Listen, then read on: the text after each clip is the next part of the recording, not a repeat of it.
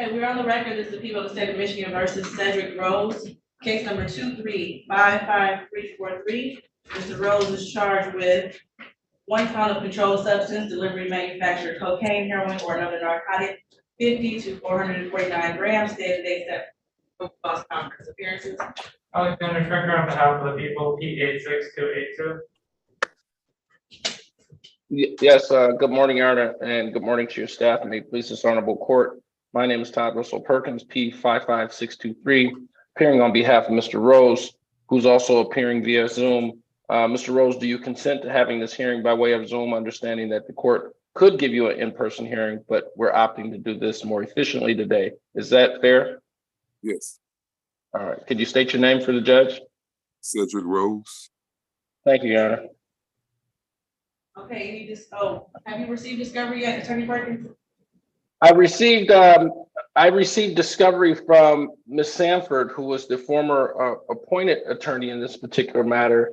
I did receive that. Now, what I did do initially upon being retained was I sent out a proposed discovery order that I'm seeking, obviously, additional discovery that by way of body cams, that by way of surveillance notes. This is a search warrant case, obviously search warrant and affidavit, but also the investigative notes that took place in order to seek the affidavit, and then activity logs to support the fact that these officers were actually on duty at the time. And like I said, the body cams and any source information that is available to be provided, understanding that there's a right to, if there's a SOI in this case, they can't give us the identity. But if there are other sources of information that are not deemed protected, I want that information. Please. Okay, did you receive my sign? I signed the order. Oh, okay, you signed it. Okay, I didn't know if that was in this case. You had signed another order in another case. I did receive that order via email. I just didn't know. I just thought that was with another case that's before you. But if that's the case, I have not received that information yet in an evidence.com link yet. Okay, Mr. Carter, did you get a copy of the order? I did receive it. Okay, all right. Okay, anything from the people? I do have the paper and digital was sent to the defense counsel on the 9th. I couldn't hear him. I'm sorry, Your Honor. I have in my notes that paper and digital discovery was sent to you on the 9th. Should have received the link through evidence.com for the digital discovery and through PDK for the paper discovery. Okay. All right. If that's the case, then we're good to go. Okay, so we have earliest dates, March 1st, March 2nd, and following. Can I look on my calendar, Your Honor? Sure. All right. Thank you.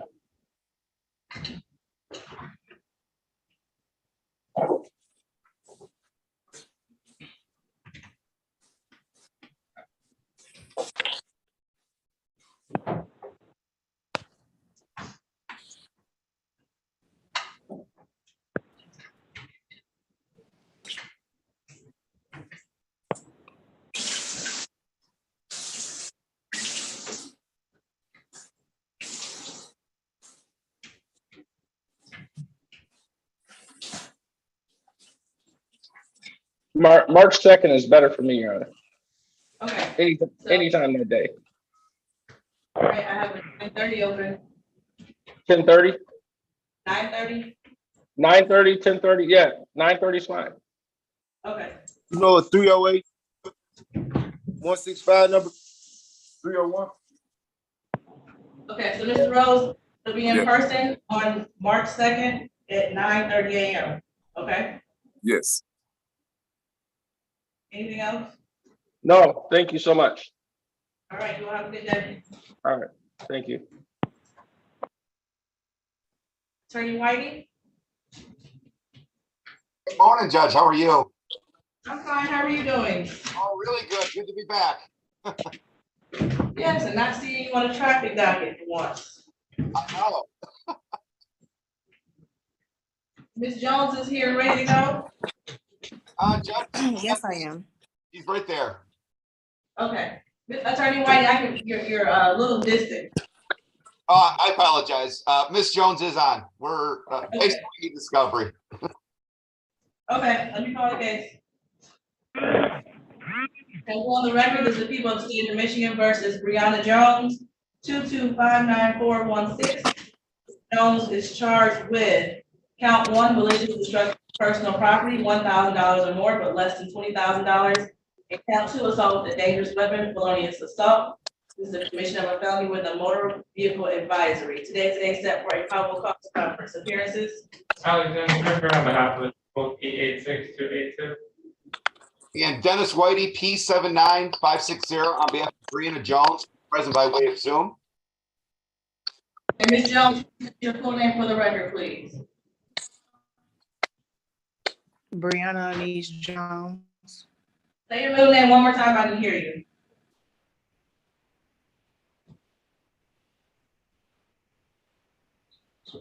I believe she said Anise.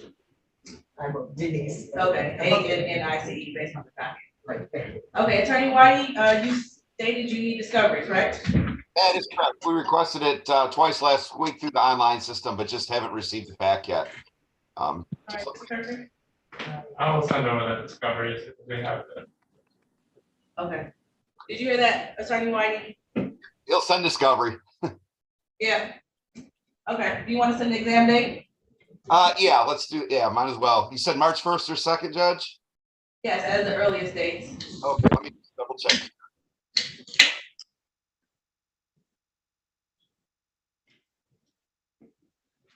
Do we have anything that next week by chance, the 6th? I do. Okay, do you have the, I guess the 9th open by chance? To the 9th? Yes. Okay, Right. hello? What time do you want to do? I can do 9, 9:30, 10, 10:30. Let's do 10:30. Okay. March 9th at 10:30. Okay, perfect. Let's see, Ms. Jones? Yes. Okay, so your preliminary examination will be in person at 36th District Court, okay? Okay. You said So March 9th? March 9th, 10:30, in person at 36th District Court, okay? Okay. All right, anything else? No, that's Nothing from defense. All right, you all have a good day. Take care, Judge. Thank you. You're welcome. Okay, Attorney Nelson, Good morning, Your Honor. good morning, how are you doing today? Well, how are you? Pretty good. You have Campbell Miller, Correct. ready to call, for me to call the case? Yes. Okay. And we're on the records as the people of the state of Michigan versus Maurice Jerome Campbell Miller, case 2261118. Mr. Campbell Miller is charged with one count of weapons carrying concealed. Today is the day set for a probable cause conference appearances. Alexander Kirker on behalf of the people, P86282. Good morning, Your Honor. Sophia Nelson of Neighborhood Defender Service on behalf of Mr. Campbell Miller, P77960. Mr. Miller, please state your name for the record. Maurice Jerome Campbell. Your Honor, we would like to set this matter for an exam. I believe I have complete discovery. Okay. So I don't know if you were listening, March 1st and March 2nd are the earliest dates. Okay.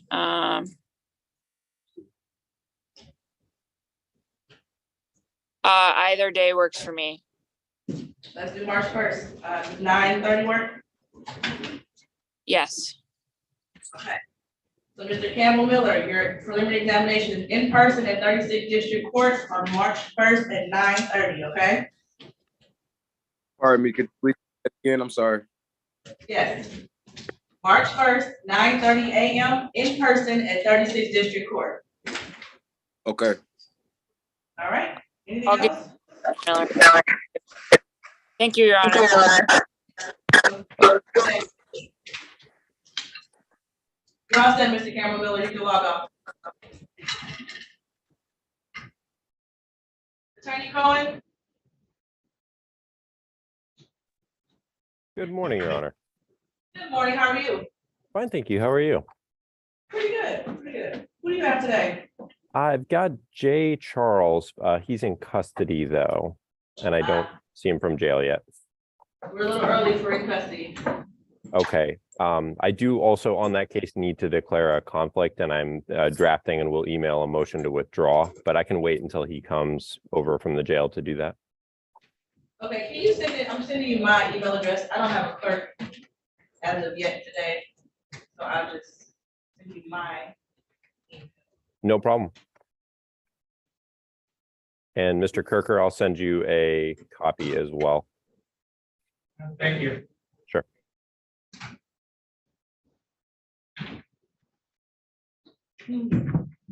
Okay, so Marcus Washington.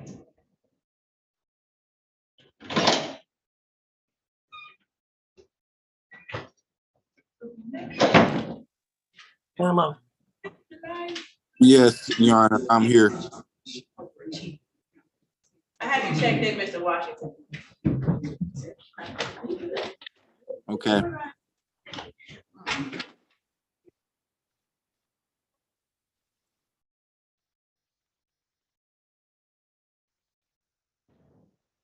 Mr. White, I have you check in as well.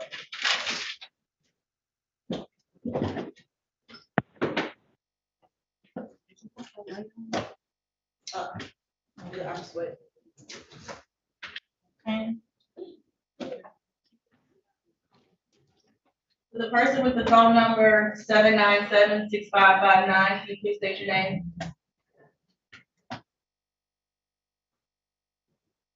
Good morning. My name is DeJuan Foster. Good morning, Mr. Foster. You should be in courtroom 332. Judge Larry Williams is now handling traffic. I'm no longer handling traffic.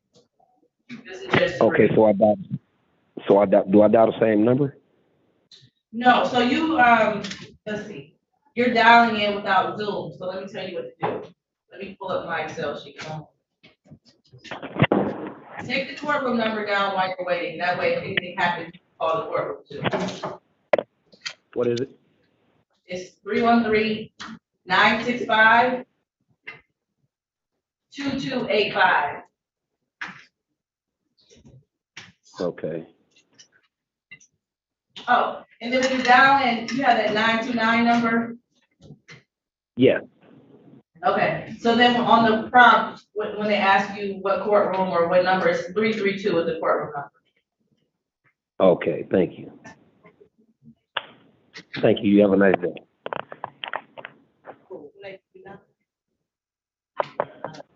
Okay.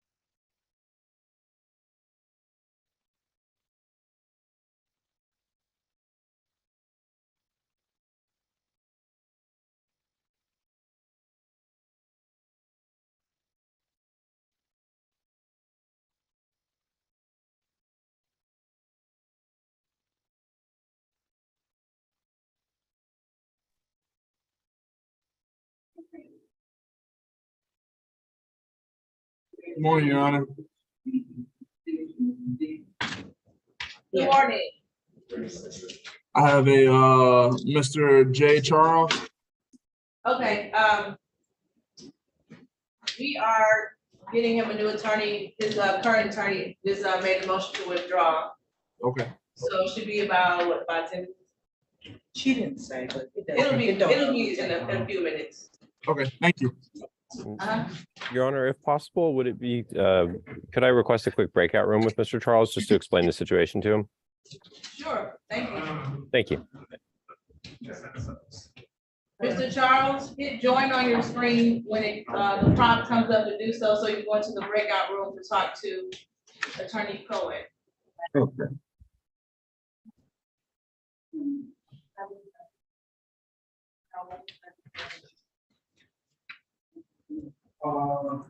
Just say push join. Yep, hit join. Okay, it's already and I can't, I'm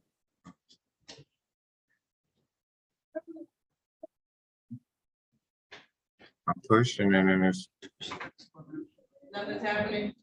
uh-uh. Let me try this.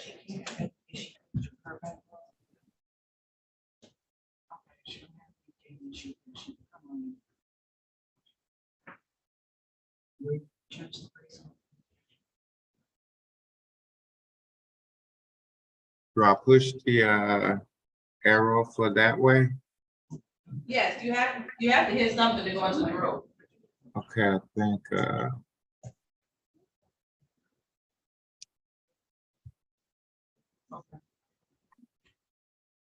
Still nothing? no. You Excuse should get one of the deputies to help you out.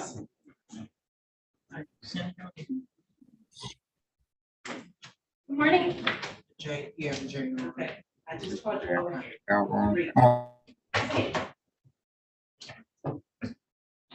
So the first basically, well, you had two cases. One of them went over here to Judge Jefferson. So they're bringing his other case up here. This is the most recent case. Why is it? I get back to. We don't want that. She said, I forget who it was. Two cases. Okay. Good morning. Good morning. Thank you, Tim. How you doing? I'm happy. You all right? All right, I got it. We wake up and young. That's right. Okay, we are on the record as the people of the state of Michigan versus, is it Bashar or Bashar? Bashar Reeves, Yes. case number 2355218. Mr. Reeves is charged with count 1, weapons carrying concealed, count 2, weapons, firearms possession by a felon. Count 3, weapons, felony firearms, is a habitual offender. Second offense notice today set for a preliminary examination. Appearances. Good morning, Your Honor. Eric Decker, P85931 for the people. And good morning, Your Honor. May it please the court, Leanna Belcher, P80177, on behalf of Mr. Reeves. Mr. Reeves, will you state your name nice and loud? Bashar Reeves. Good morning, sir. Good morning, Judge. Okay, both parties ready to proceed. Your Honor, the people are not ready to proceed. The necessary witnesses have failed to appear despite being subpoenaed on, as my note says, on January 26th. The defense would move for dismissal. Okay, people not ready to proceed, I will dismiss without prejudice. Thank you, Your Honor. And my client does have a tether. Could I request an order removing said tether? Okay, what I'll do is I'll put on the dismissal order to remove tether as well as an order. A separate order. Thank you so much, Your Honor. Do you want anything else? No, Your Honor, not on behalf of the defense. Okay. Thank you. I have the form too. So I don't have to worry about filling it out. Oh, well, thank you. You know that word form.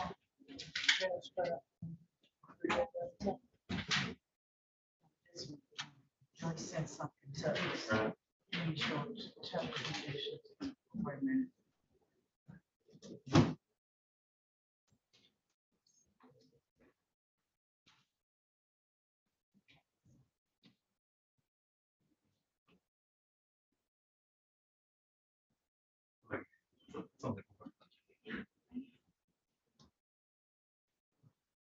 All here.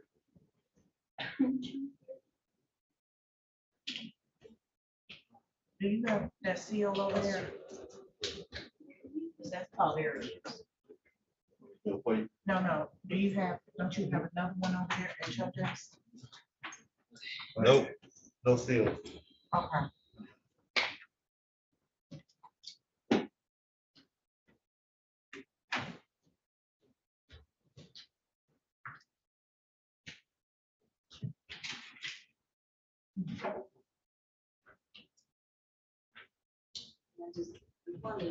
I just need yours. Yes, sir.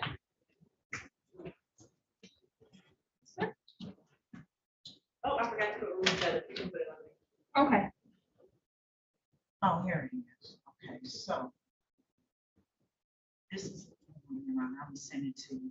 It's the order form. It's supposed to go along when removing the tab. Order form. You want me to give you all of that? You all email it? Yes. You wanna, you want me to forward? I was this trying to you? take a seat in here, you know? Or you want me to just print it out, print you off some, and you'll have it? No, I already. Okay. I'll forward this to you. Mhm.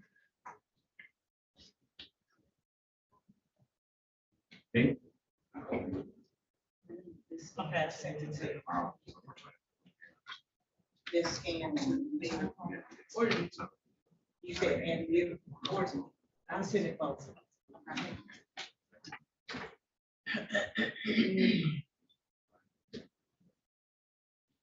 Oh, you have to type on it, so.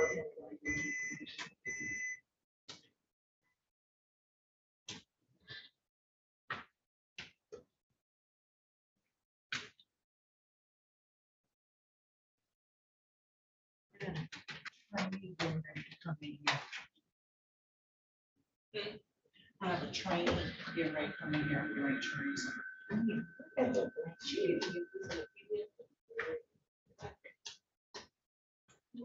Well, I can show you.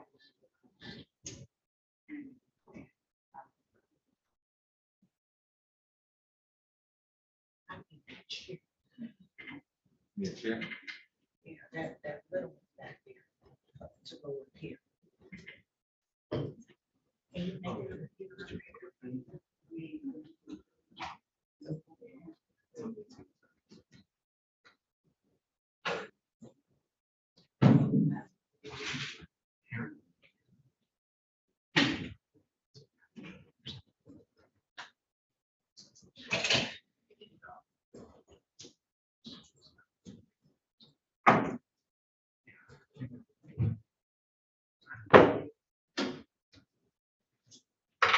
I appreciate you so much.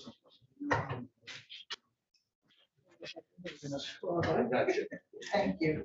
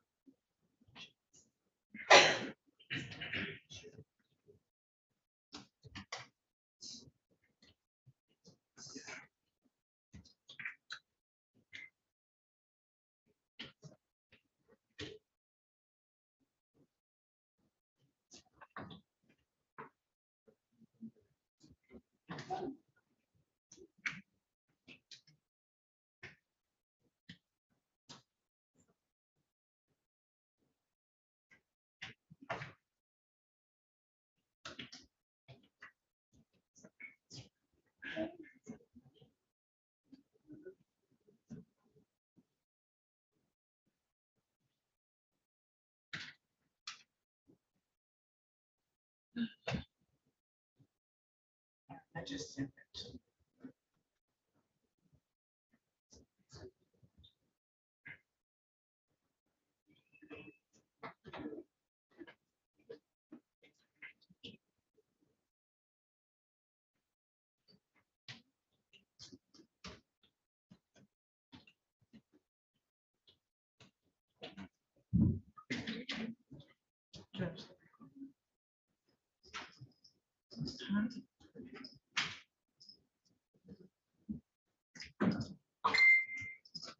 No, She should be on down here. Okay, she.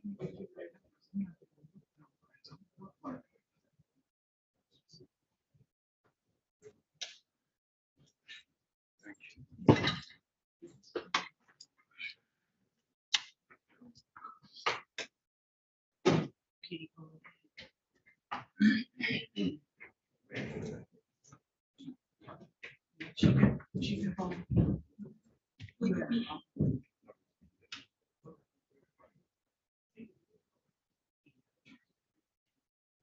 That's cool. All right.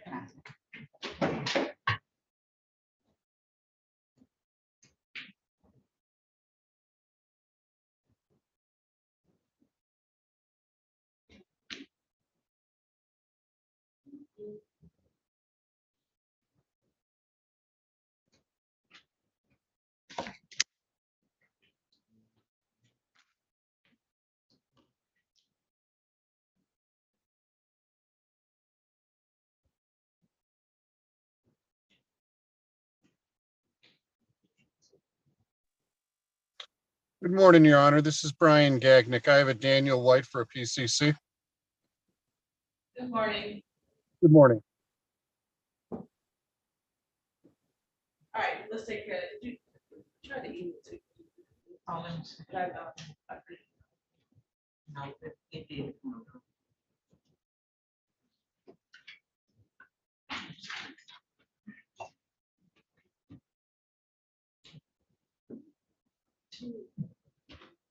What you thought?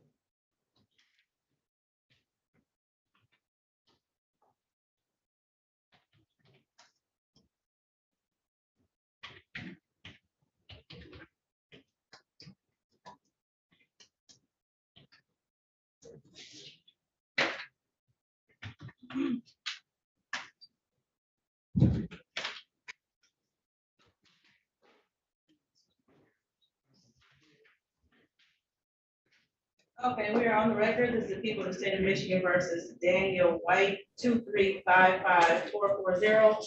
Mr. White is charged with count 1 carjacking,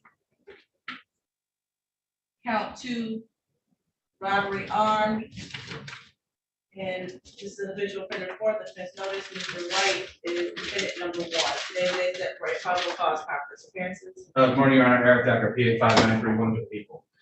Good morning, Your Honor. Brian Gagnick, Neighborhood Defender Service, P64220. And any discovery issues? I do have paper. If digital's not been sent, please send digital.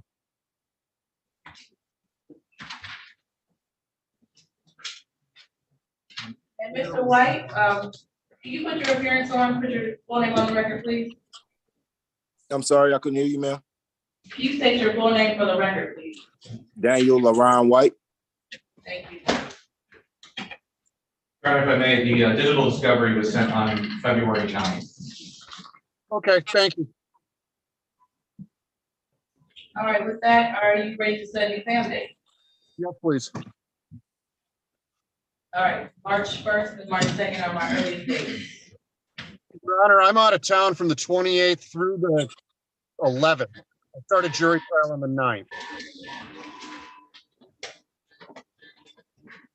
Okay, so what day are you available? I'll be available from the 12th on, February 12th and on. Excuse me, March 12th and on.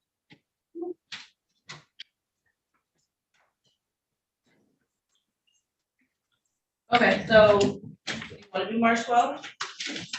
I accept. Okay.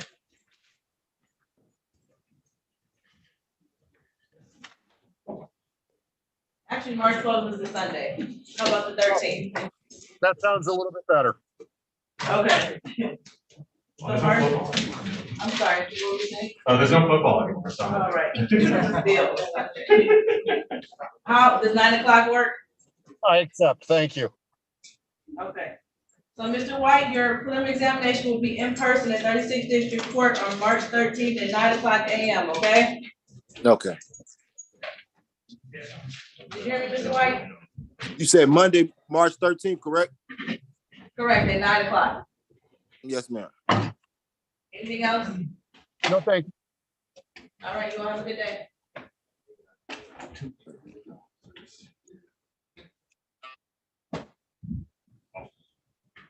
You can log off, Mr. White, or I'll log you off.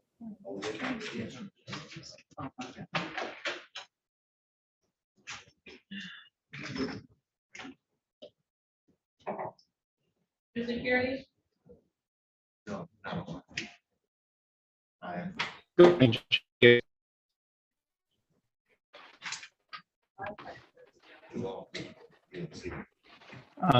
I'm here for Mr. David Bradley. David Bradley, he hasn't checked in yet. He's in custody, Judge.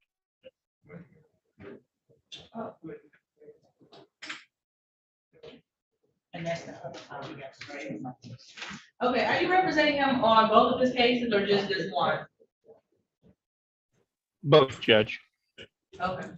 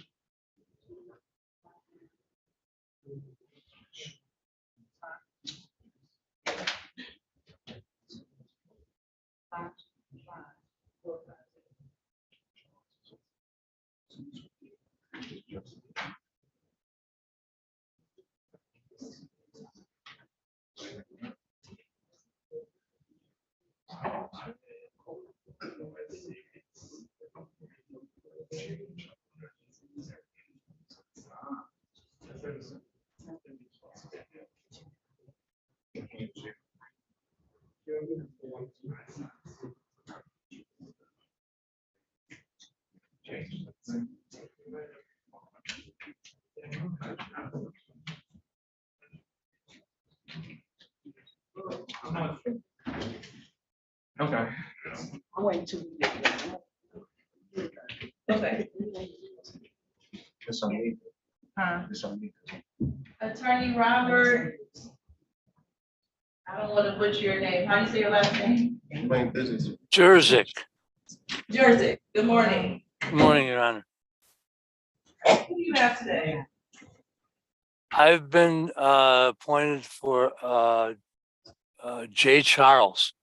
Okay, good. He's in the waiting room with Attorney Cohen, who just filed a motion to withdraw due to a conflict. So let me pull them out and give you the opportunity to talk to him. Okay, thank you.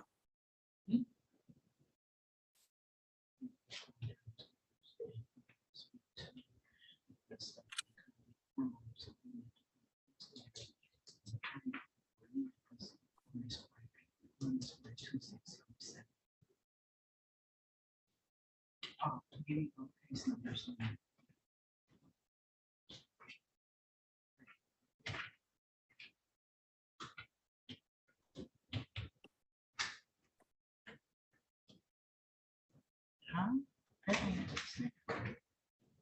220.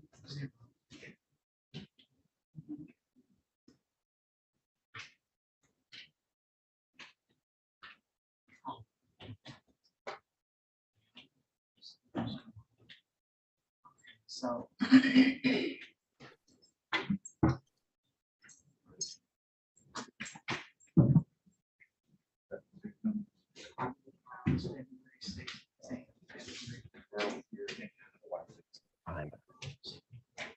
Attorney Cohen, were you still talking to Mr. Charles?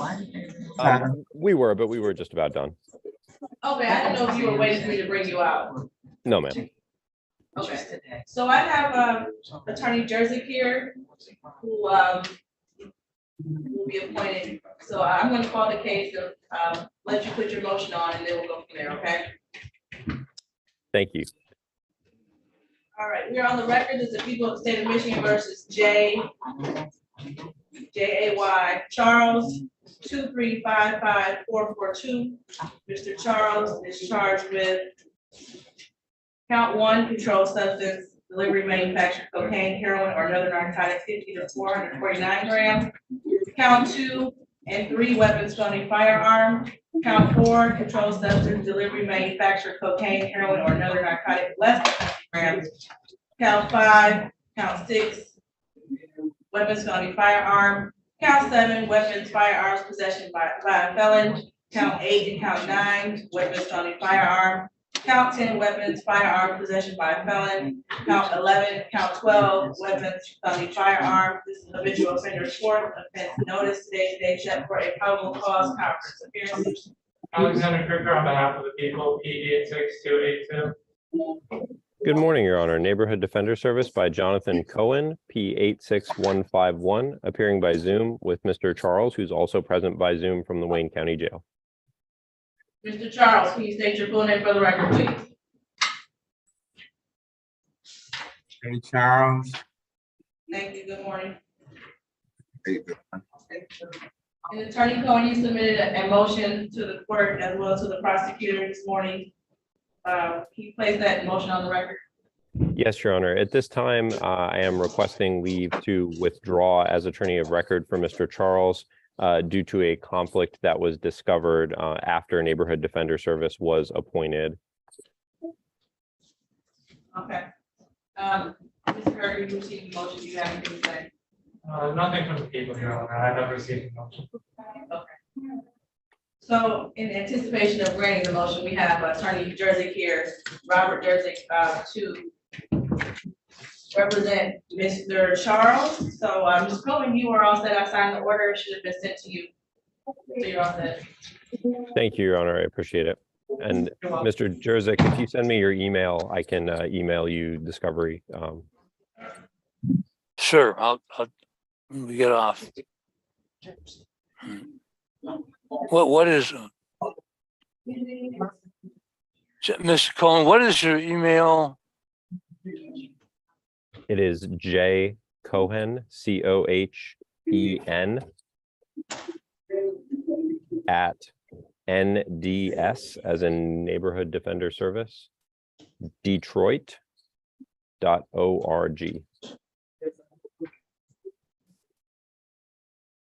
J Cohen at ndsdetroit.org. Correct. Thanks. Okay, now, Attorney Jerzik, do you want to speak to Mr. Charles in private in the breakout room? Sure. All right, Mr. Charles, you want back into a breakout room with your new attorney? So if you need help getting to the breakout room, have the deputy come over. Here, come right now.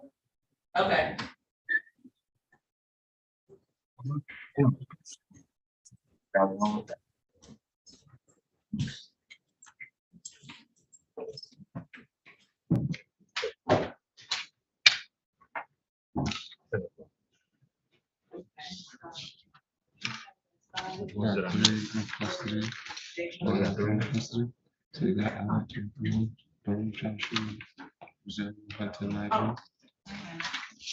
Did you print this?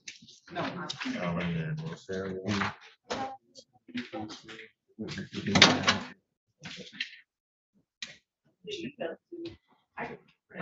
think I put it in my. Okay.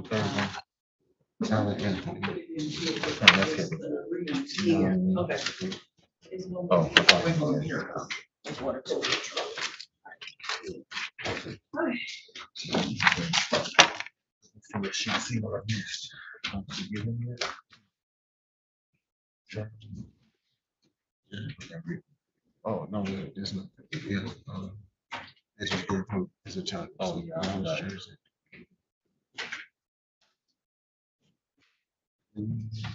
Two. Everyone.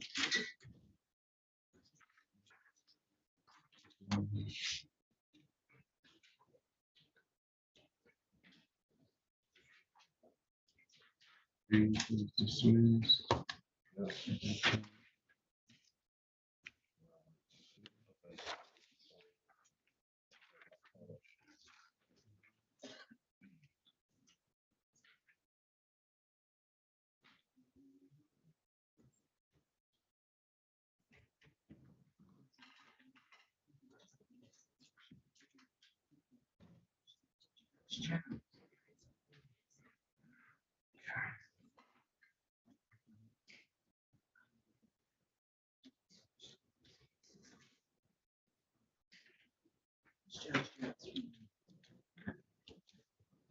Oh, Bradley. The person signed in with iPhone was still in. As you, can you state your name, please?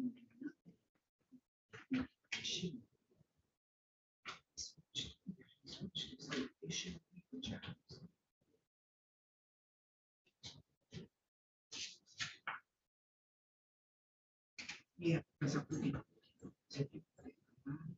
It's quite interesting.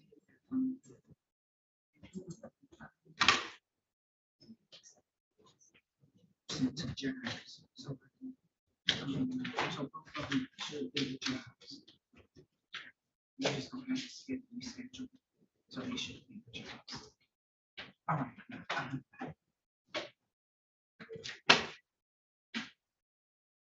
I can take, when you put them here, I can take it.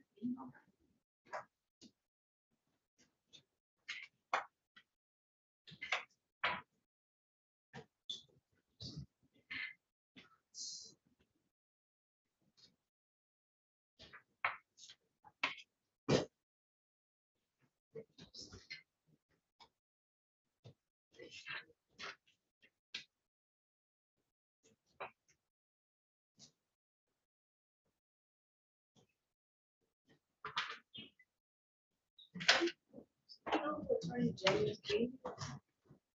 Who, James?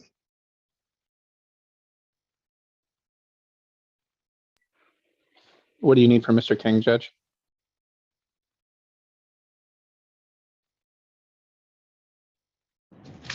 I'm sorry, what'd you say?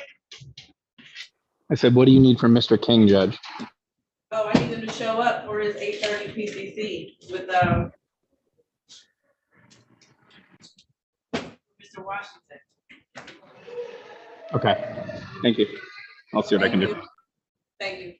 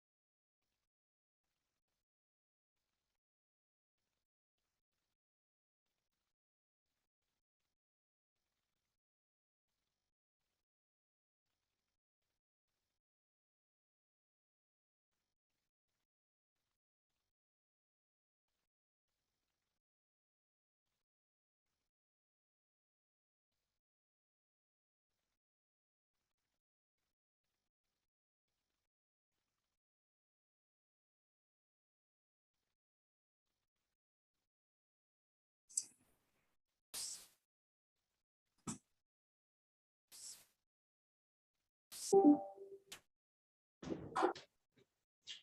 King?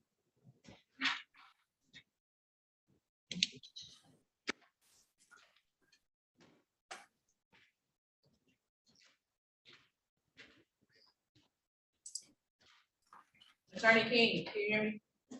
I can, yes, Your Honor. Good morning. Good morning. You need to speak to your client, or are you ready to go on the record? May I have a brief breakout room with my client, please?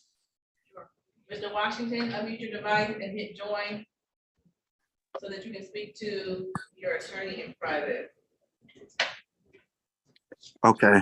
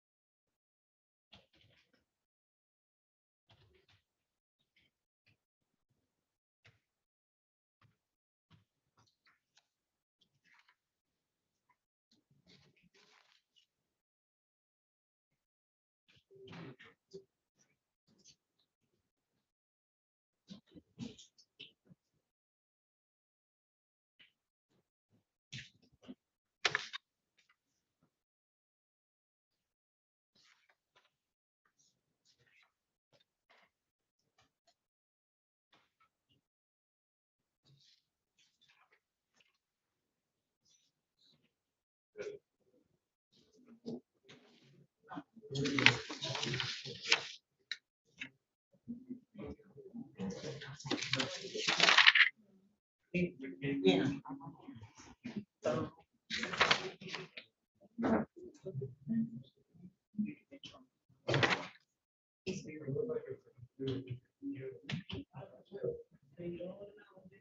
Yeah.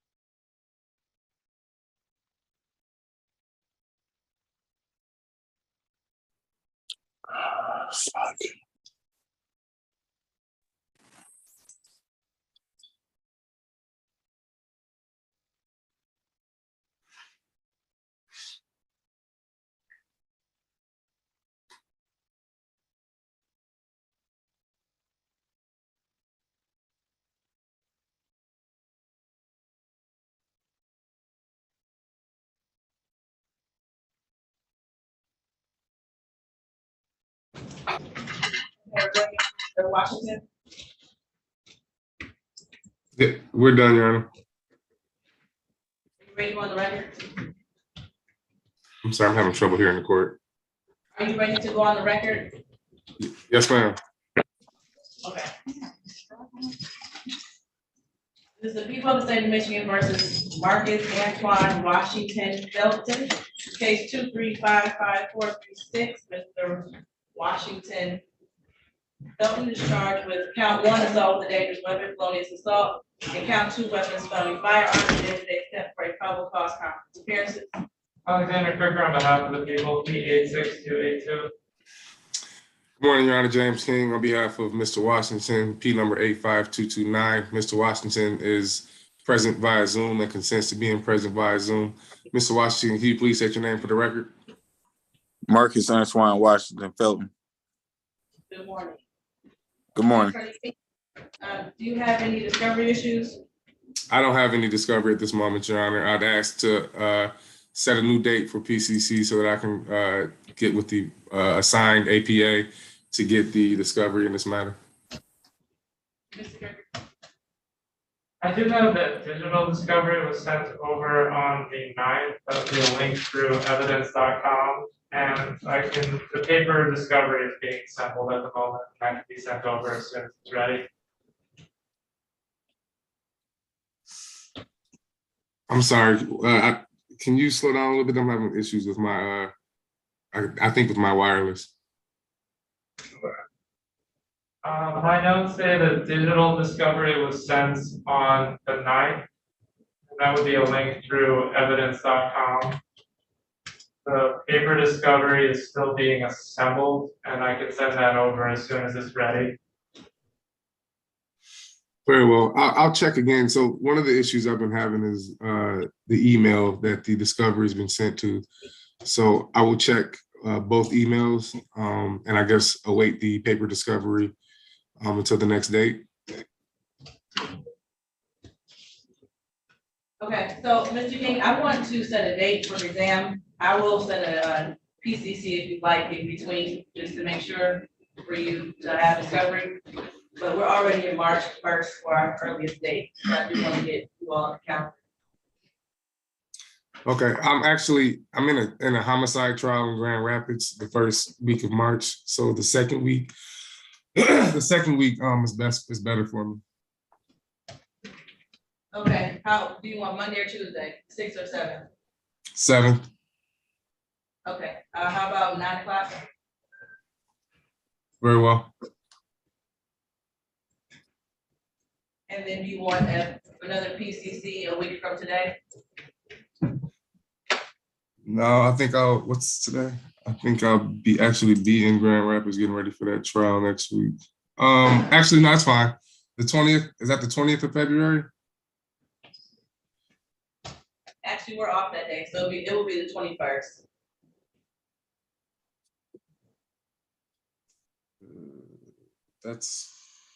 That's fine. Or if you want, you can just contact Mr. Kirker. I don't think is having issues with discovery. If you want, we could just not do the PCC. If you have discovery issues a week before the exam, you can zoom it at work. That sounds good. Okay. So you can focus on your homicide trial. Thank you, Your Honor. Okay, so we have March 7th at 9 o'clock a.m.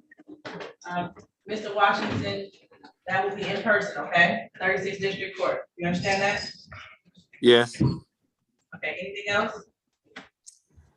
Nothing from the defense. Okay, you all both have a good day. Thank you.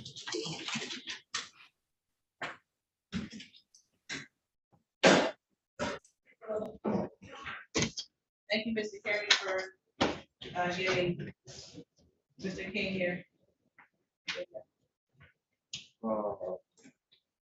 John Timmons, check there. Not an issue, Judge. Are we waiting for the jail for my case? I'm sorry, I didn't mean to interrupt the court officer.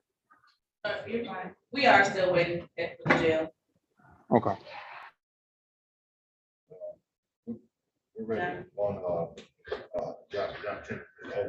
Whoever's ready, I'm ready. Burrows?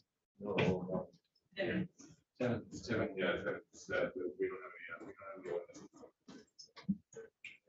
Well, it's not 10 o'clock yet. Yeah. Yeah, I mean, I will say that the OIC is tough letting out those witnesses. Don't bring anything up. Oh, I'm still waiting for 10. Yeah, of course. 10 on my phone. Burrows is gonna need to be an adjournment. There's some discovery issues, but apparently that he already has an exam scheduled next week. And we just want to start that number 2. To the adjournment for the exam. Yeah, well, I mean, the exam for Burrows, apparently he has another one scheduled next week in this courtroom. You know the date, Mike? I do not. Oh, really? I already wrote it. Once, just right now, but I do want the license.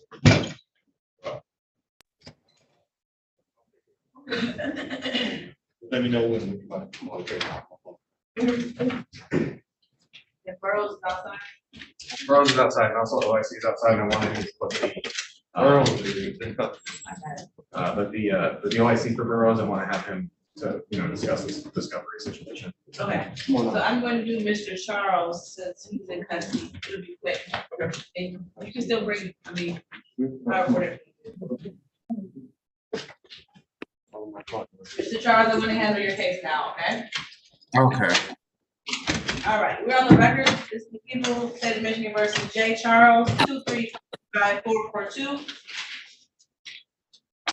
I believe I called the charges already. This is a recall. Appearances. Alexander Kirker on behalf of the people, P86282.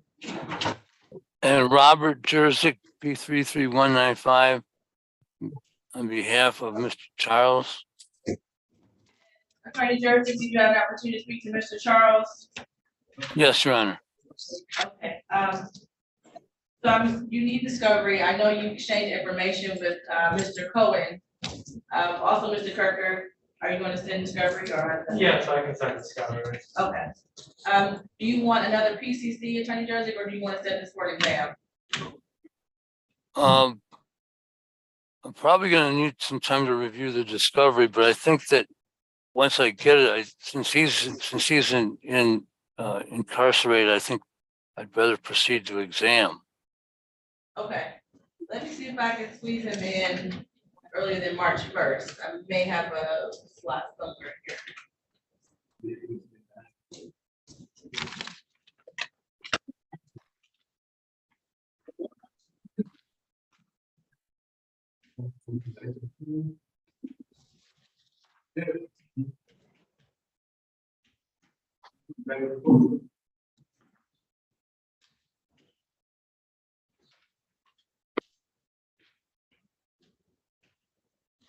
How about the 21st at 9 o'clock? I have an exam that morning in 38th district. Okay.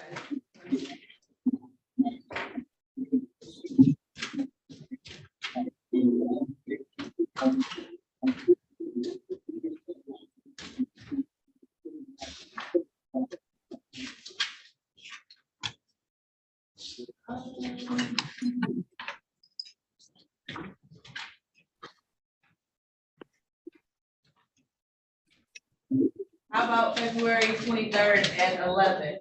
That'd be fine. Okay. Okay. Mr. Charles, you'll have your is going to be in person at 36th District Court on February 23rd at 11 a.m. Okay. Do you want to address bond, Attorney Jersey? What is his bond? I see on here, it says $10,000, 10%. I'd ask for personal bond or a reduction in bond. He does have significant ties to the community, as relatives in the community that, that would, and also invest, and also, it'd be easier to have him out in the community to help me with investigation of this. Say the last part again. I said to assist in the investigation, it'd be easier, it'd be more, easier for him to be out in the community. Mr. Charles, do you have are you working? Are you employed? I forgot to ask you. You gotta unmute yourself. Oh, I have you muted, Mr. Charles. Hit the unmute button.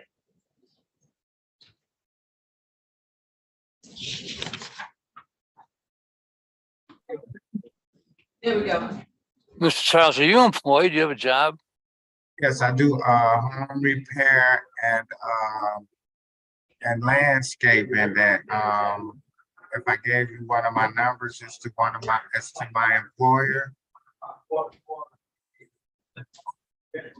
Yeah. Mr. Charles, where do you work? Where do you work? I just do personal home repair, like for friends and family. I do like painting and just upgrading the houses and landscaping and things. Okay, if you were to be released, where are you going to stay, or where would you stay? I have a couple of places, but it will be at 4795 Iroquois. Did you say Iroquois? Uh-huh.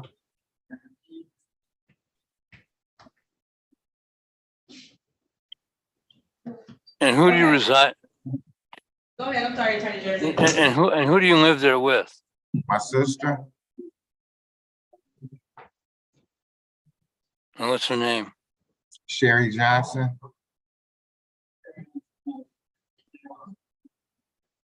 Okay, anything from the people? Your Honor, we would just have to remain the same, especially considering this would be a habitual offender fourth offense notice. Okay, I'm gonna adjust your bond, Mr. Charles.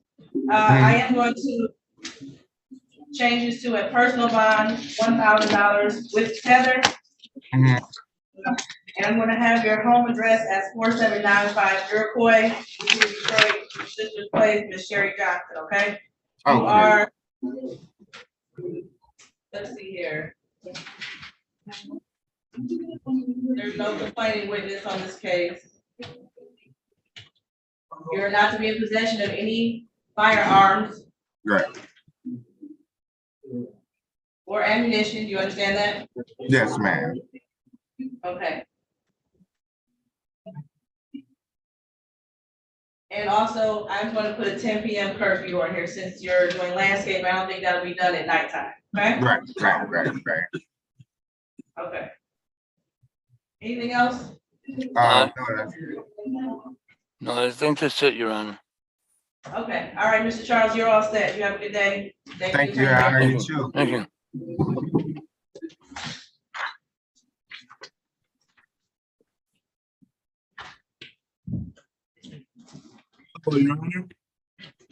Okay. Yeah, once you get out, give me. I also have a Mr. David Bradley for you. Okay, thank you. Bradley. Attorney Carney, do you need to speak to Mr. Bradley? Briefly, Judge, I won't take more than a couple minutes. Okay.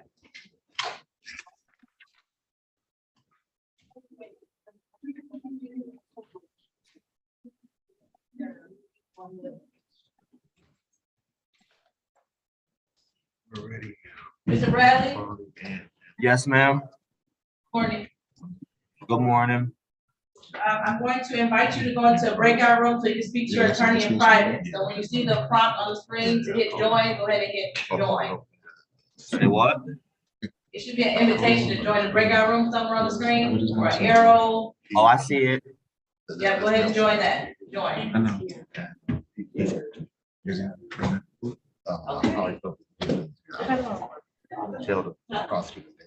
Possession of firearm. Oh, okay.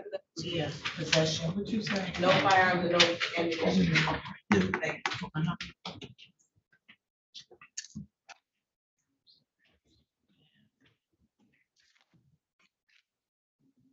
And AM is TIL. And what's your name, sir? Okay.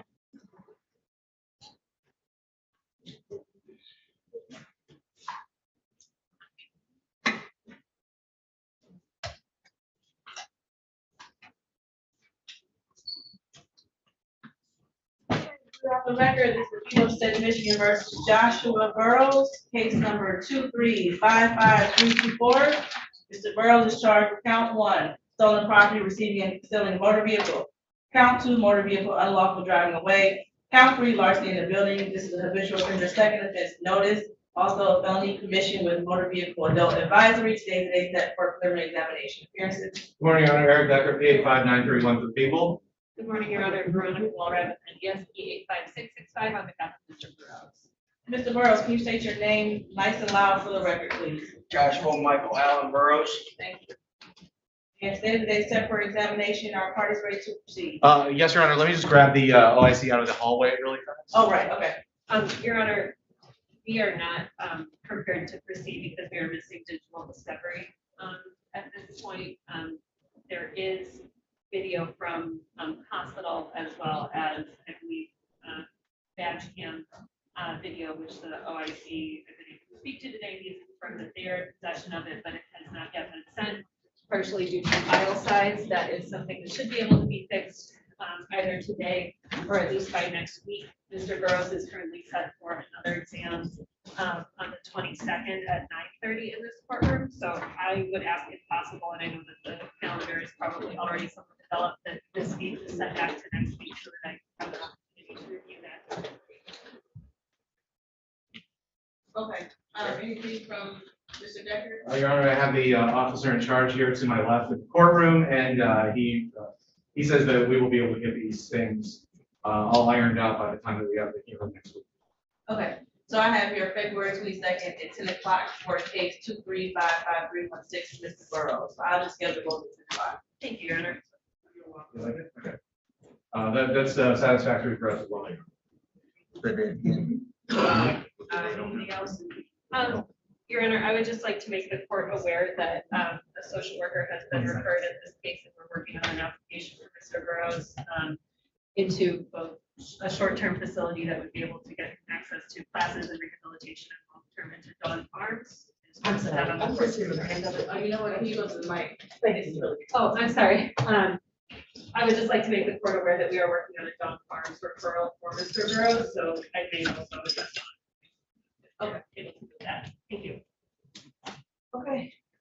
That's it. All right, Mr. Burrows, I will see you on the 22nd. Thank you. Okay. Thank you.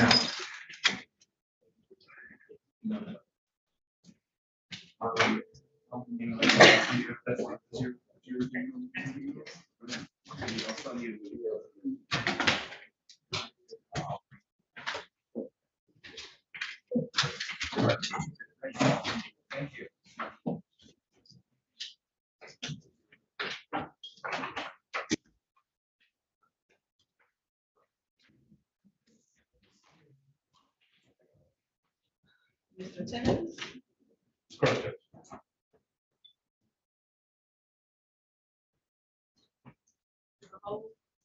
I believe it's going to be discussed. Yeah. Oh, hold on.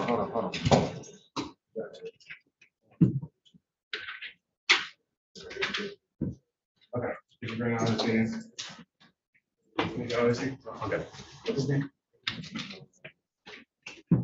Hold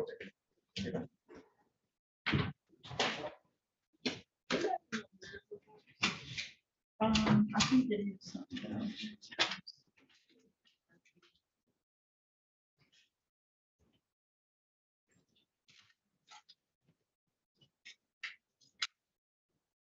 Okay, here on the record is the people of the state of Michigan versus John Oliver Timmons, 2260800. Mr. Timmons is charged with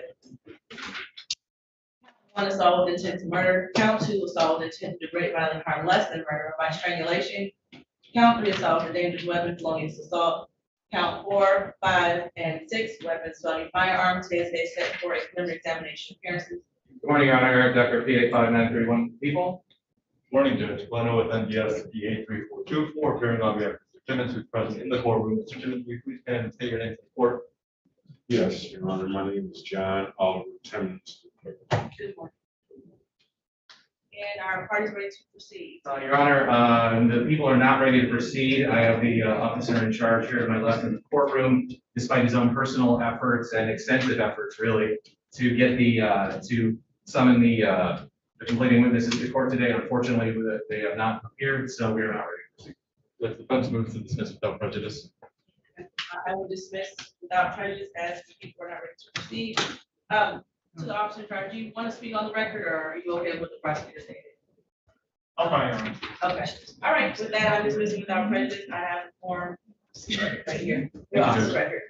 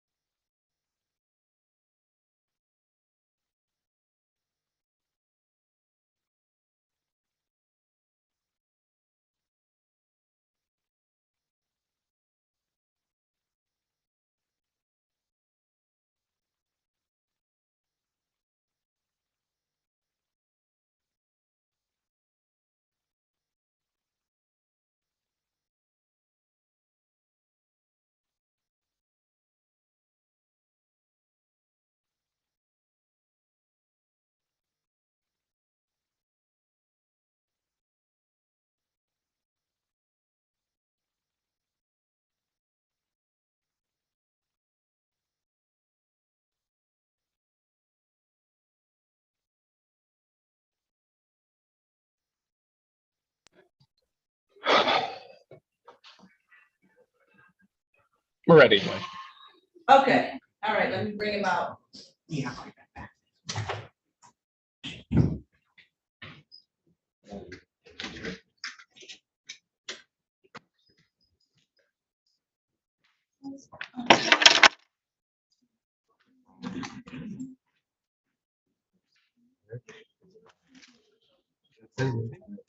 They just showed up, so prosecutor. All right, both of the cases got dismissed?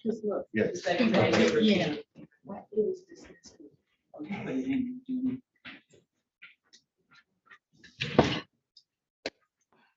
Okay, we are on the record of the state of Michigan versus David Patrick Bradley. Give me one more, Mr. Bradley, still break out.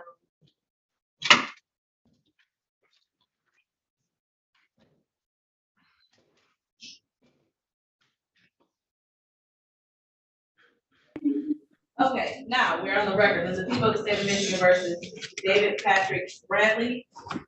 First case is 2355450. In this case, Mr. Bradley is charged with count 1, Count 2 and count 3, all police officer assaulting, resisting, and obstructing is an habitual offender fourth offense notice.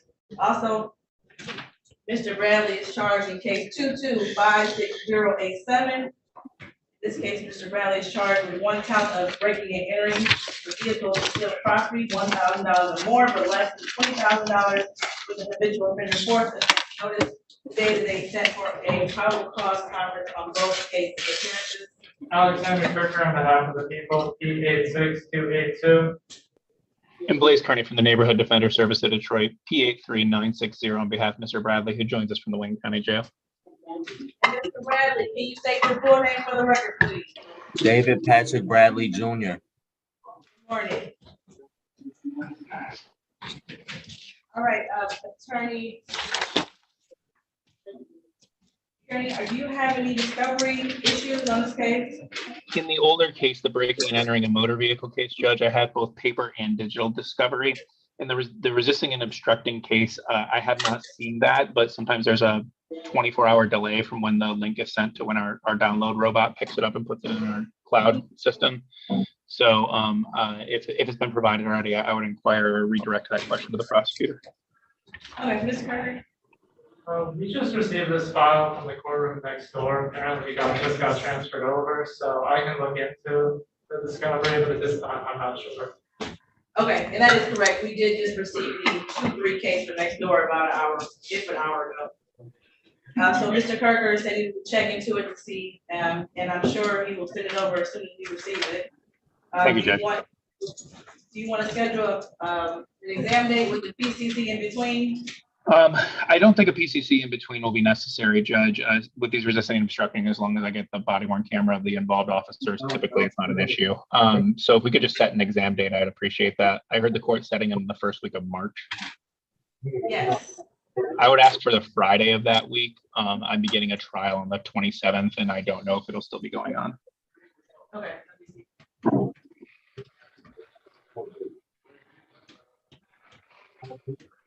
That would be March 3rd.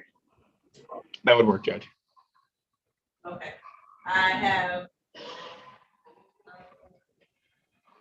9, 9:30, 10, 10. Let's do 9 and 9:30, Judge.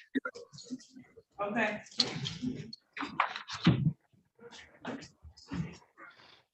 And I would like to be heard regarding bond, Judge. I'm sorry, what did you say? I would like to be heard regarding bond, Judge. Okay. Whenever you're ready. Thank you. Mr. Bradley is currently being held on a $500 and a $100 bond, respectively. I'm not sure if there's a court in these United States of America that would find that to be anything other than an inappropriate wealth-based detention order. And so I would ask the court to reconsider those. The reality is Mr. Bradley has 2 cases, neither of which are particularly serious. They're among the lowest level felonies one can be charged with. The reason Mr. Bradley has a monetary bond that he's being held on right now is because he has a failure to appear history. And I think the question is, under the court rule, is whether or not they're a risk of flight, not whether or not they're a risk of non-appearance at the next available court date. We don't want to waste judicial resources. We don't want someone fleeing the jurisdiction to get away from their issues. Mr. Bradley has not fled the jurisdiction in any way, shape, or form. The issue is when these cases started, he had a kind of drug problem, and that resulted in the breaking and entering case of a vehicle. There's another case, not a companion case, but a case that arose around the same time in the Third Circuit Court. He failed to appear for the preliminary examinations for those matters, and failure to appear warrants were issued. Mr. Bradley was working and he was at work.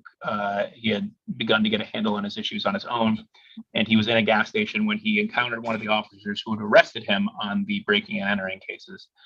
They grabbed him from the gas station, and the R&O case sort of stemmed from that. So at the end of the day, I think that Mr. Bradley is the kind of person that is going to be coming back to court because I think he has a clearer head, and these failures to appear were months and months ago.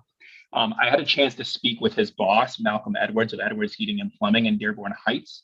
And he told me that Mr. Bradley has a very positive attitude anytime he shows up for work. He is there. He is engaged. He's somebody that is valuable enough that Malcolm Edwards is trying to invest in him. Those were his words, because he thinks he's somebody that can be beneficial to his business long term, and he wants to help him get out of this situation. He actually requested I text him reminders so that Mr. Bradley, he can know when Mr. Bradley is coming to court, because he suspects that Mr. Bradley, part of what making Mr. Bradley not come to court is a desire not to let his employer down. He doesn't want to say, embarrassingly, I have court on this date, so I can't come to work. So obviously a planned absence is better than an unplanned absence from his employer's perspective. So he would like to have that encourage Mr. Bradley to come to court. That's a really, really rare thing for somebody who's a fourth habitual offender, to have a boss at a decent job who wants to look out for you and wants to help you and is willing to give you the time off. So he told me he in fact has Mr. Bradley's paycheck waiting for him when he gets out. Mr. Bradley has 2 daughters that he does support with that work. And so I would request the court vacate and set both of these as personal bonds, so Mr. Bradley can do it. And he has a support network now in place that did not exist before, to help him make sure he comes to court. So I would ask for that, Judge. Anything from the people?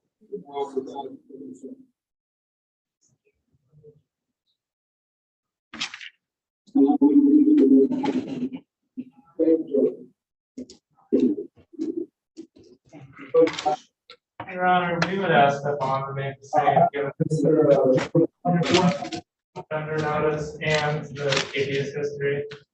We would be concerned with the defendant going out in court for these cases. Okay, and just to be clear, on the case ending in, or 2256087, it's a personal bond, $5,000. Is that correct, Attorney Kearney? Maybe our case management system was wrong, but I saw 5,000, 10%. Okay, the ROA here says 5,000 personal from March 6th, from a bond redetermination hearing. And then on the second case, 2355450, the bond is $1,000, 10%.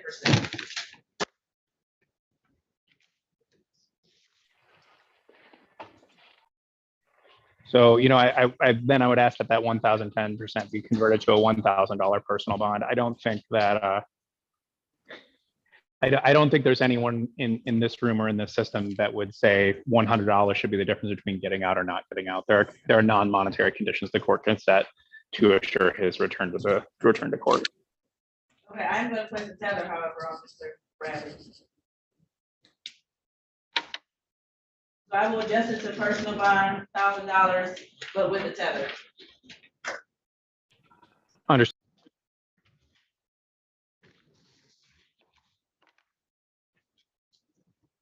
Okay, that's it.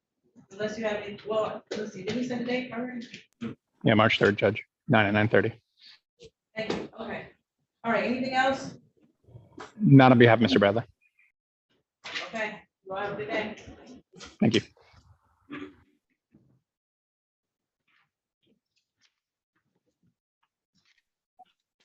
What's the bond? Personal bond. You're going to be released. Okay. Thank you. You're welcome. Have a good day. You too, ma'am.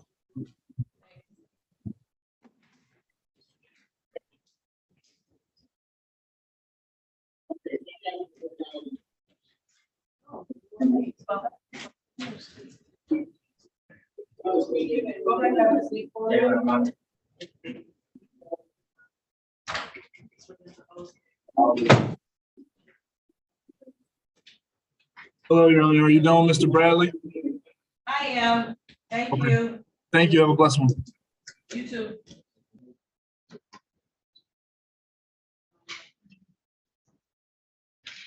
Oh, the same one.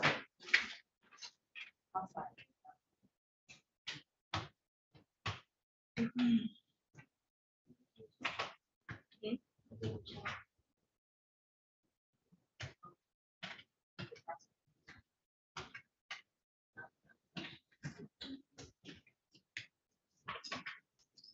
It's only, I mean, what that one is to do.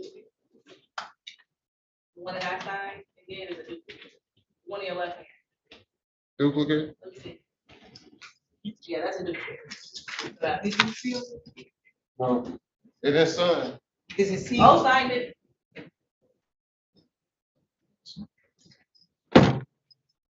Thank you. I work on it first.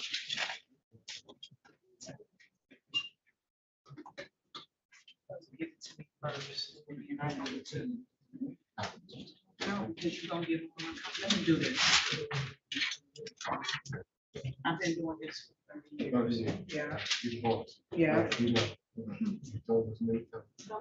Well, I think I need to remind you because you seem to forget a lot. What's your name, sir? Mr. Bureau.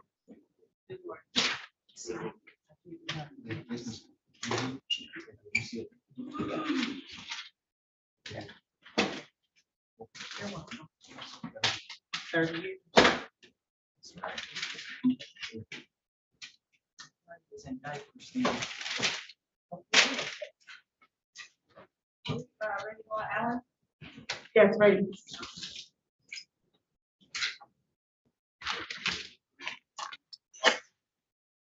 We run the record of the state of Michigan versus Anthony Sweet Allen, 2259125. Mr. Allen is charged with count 1, weapons, firearms, possession by a felon. Count 2, weapons, ammunition, possession by a felon. Count 3, police officer assaulting, resisting, and or obstructing. Counts 4 and 5, weapons, felony, firearms. The habitual offender 3rd offense notice today's date set for preliminary examination appearances. Alexander Kirker on behalf of the people, P86282. And good morning, Tiffany Hall, on behalf of Mr. Allen, P 79667. Mr. Allen, President Court, which name correct? Anthony Rose. And we're ready for the exam round. I just spoke with the officer in charge. She said that she sent out a subpoena that is on the 28th. However, none of the officers, necessary witnesses are present. We're back to dismissal. If the people are not ready to proceed, I will dismiss without prejudice. Still nice since you didn't take your coat off. Mr. Allen.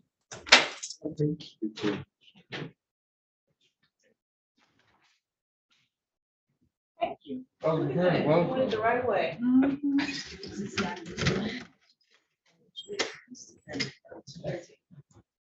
And I also have a competency evaluation.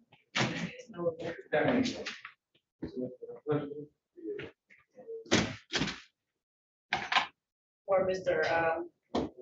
Anderson.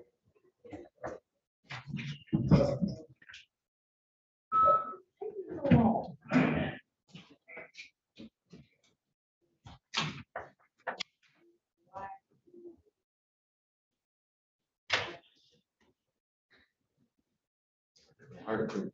That's gonna hurt too. We need to go on the record. Okay. I gotta keep moving this around. Is this something you want to go on the record? That's not. Okay. Oh, Just double check for Ms. Farley. I'll check the So-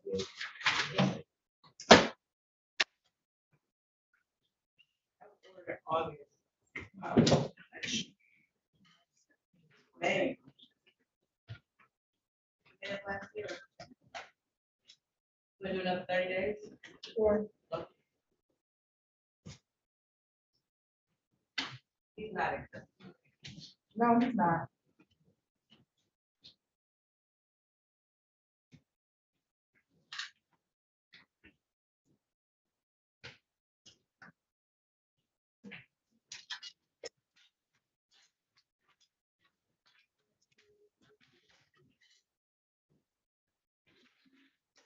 March 13th, 14th.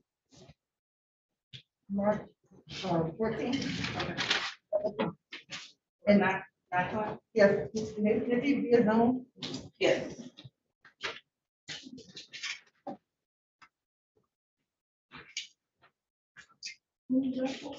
Yes. March 14th. Oh.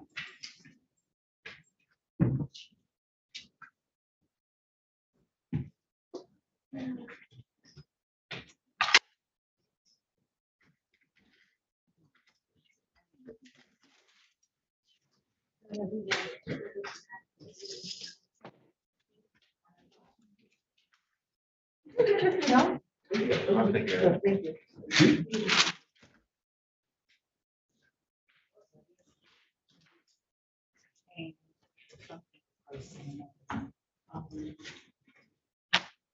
don't know what they're doing, but prosecutors still talking to the victim one.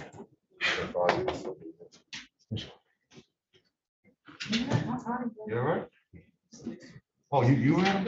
Yeah, I ran. I ran up. Mr. Decker, what you got for us? Okay. Wanna call it? I think we can cover it, yeah.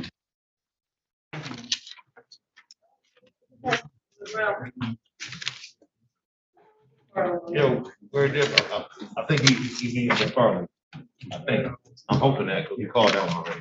What the hell? All right. Yes, ma'am. Which jailer? Who was that? Like, how many live jailers? We have Three. Sorry, Three Farley. lines. Sorry. Farley, yes. Listen, we already did that. Took care of that for you. Yes. Farley, okay.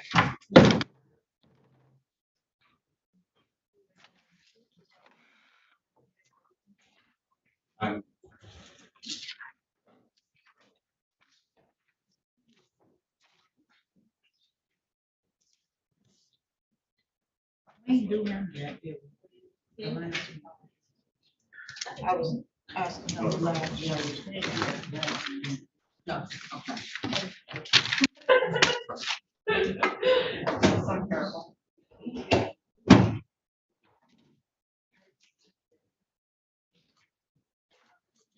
Ready on? Yes. All right, we're on the record, this is People State of Virginia versus Albert McFarley.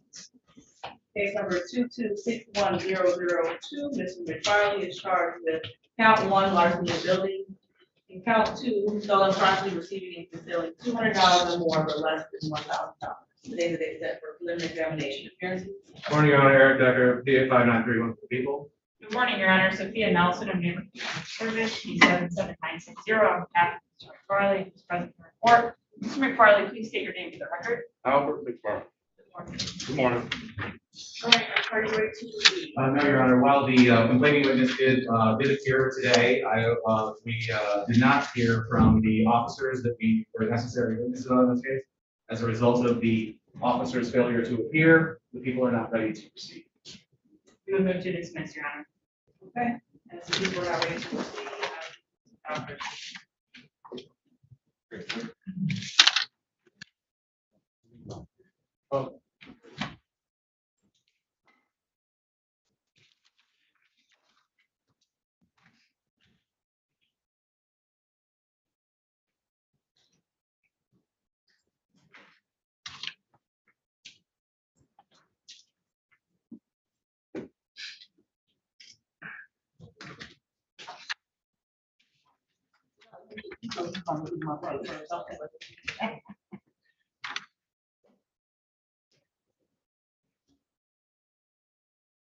Does your brother next door to you have a civil docket? What do we say? I thought it was like. Complaining witness appears. Somebody checked insufficient evidence. Because they can't proceed, they don't have the necessary elements. Hey, I'm in my mind. The complainant is here. Right, so I guess the complaint. He's not anymore. Yeah. Not the complaint. Oh, really?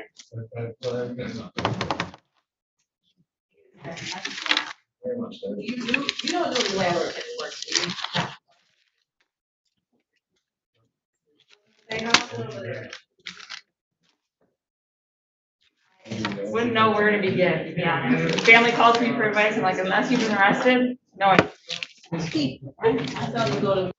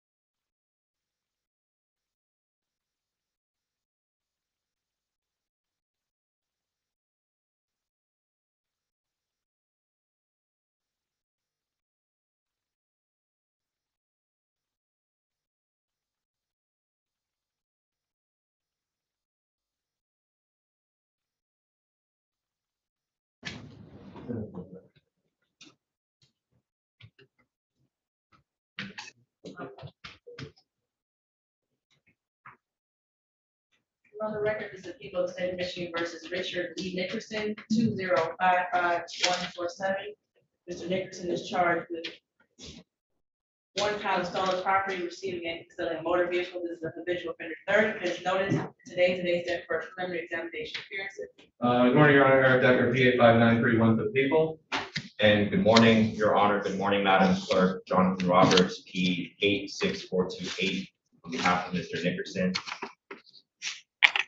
Roberts spoke briefly off the record with APA Decker as well about your client having some issues with housing stability. Yes, Your Honor. As well as transportation. And for those reasons, we are asking for a brief adjournment to give us an opportunity to locate Mr. Nickerson, make sure that he has adequate transportation, and also to give the officers an opportunity to arrive. I don't think that they're present. Is that correct? From what I understand, yes, that the people do not have no objection to the adjournment. I'll put it at the court. Thank you. Date.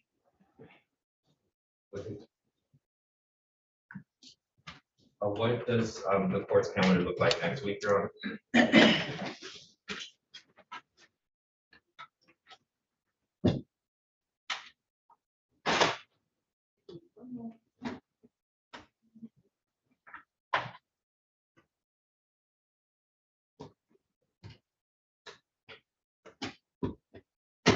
So.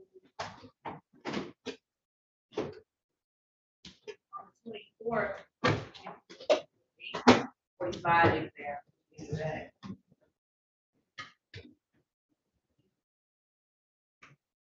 That's a Friday.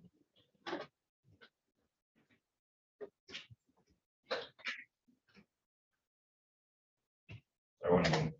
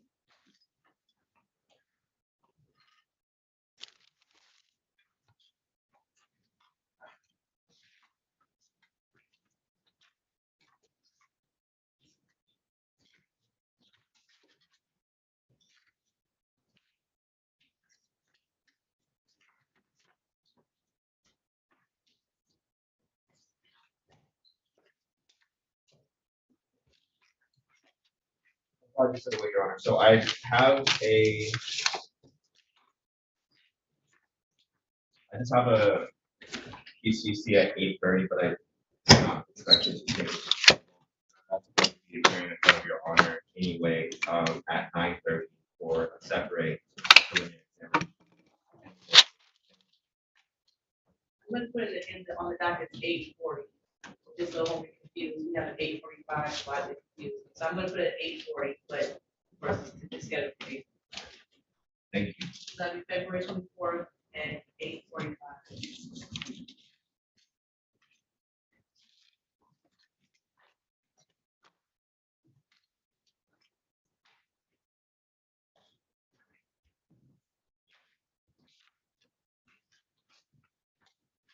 Okay, anything else? Nothing from the defense, Your Honor. Thank you.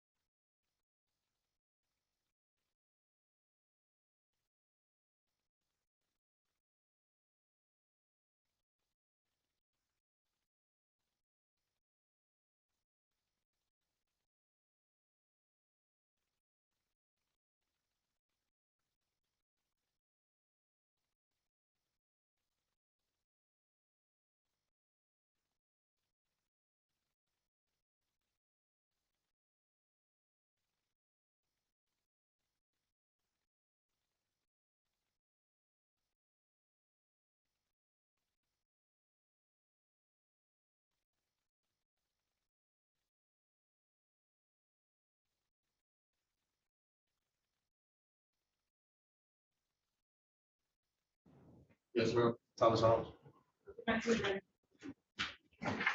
People are ready. We're on the record, this is the people of the state of Michigan versus Thomas Holmes, case 2257041.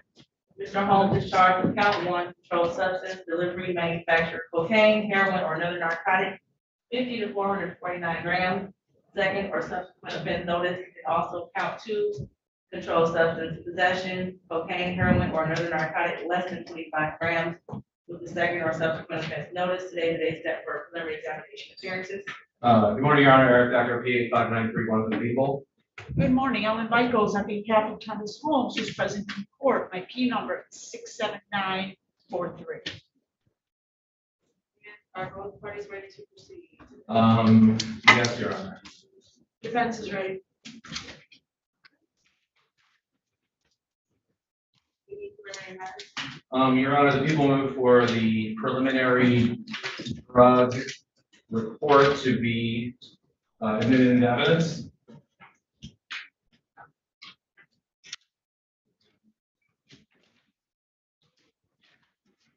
True narc scan.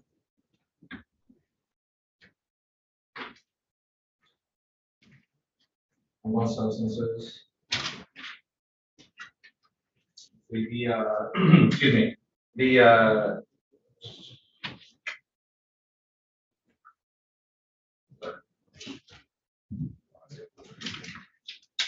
apologies, Your Honor.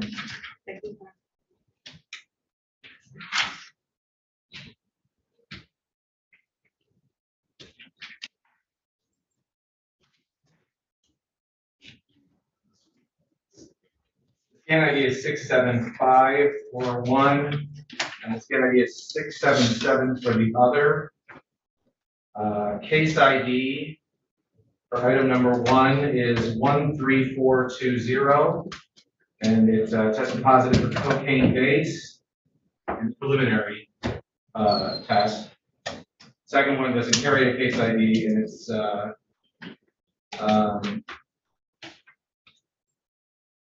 sorry, that was just a self-check. This is the, excuse me, this is the, just submit the 1342-20. Attorney Michaels, have you had opportunity to look at that report? I was tendered that report of discovery. I object to foundation as being entered as evidence.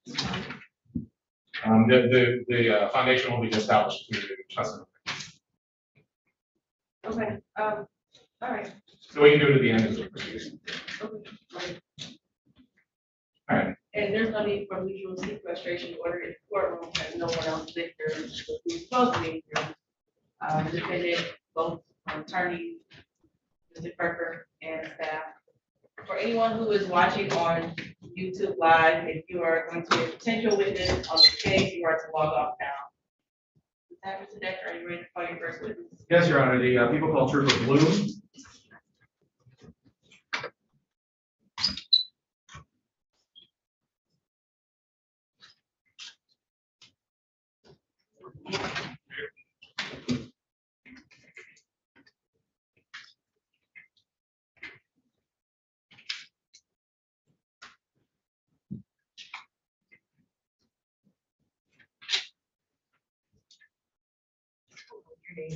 Chadwick Bloom, B-L-O-O-M. Chadwick. C-H-A-D-W-I-C-K. Thank you. Okay, good morning. Morning. You swear to tell us the truth? Yes. Have a seat and make sure you speak up in the microphone. And Mr. Decker, whenever you're ready. Good morning, Your Honor. Good morning, sir. Could you please restate your name for the record? My name is Chadwick Blue. Are you employed? Yes, I am. Where are you currently employed? I'm employed with Michigan State Police. Okay, and in what capacity? I'm a detective sergeant with our special investigation section, which investigates homicides. Okay, so is that the only kind of work that you do is for homicides? Currently, yes, I was previously assigned to a narcotics team called Comet, County of Macomb Enforcement Team. Okay, so what kind of stuff do they do? We did drug investigations in interdiction, which is proactive policing to cover drugs, firearms, and wanted felons. What is proactive policing? Proactive policing is going out and trying to stop the crime before it eventually gets to its final destination.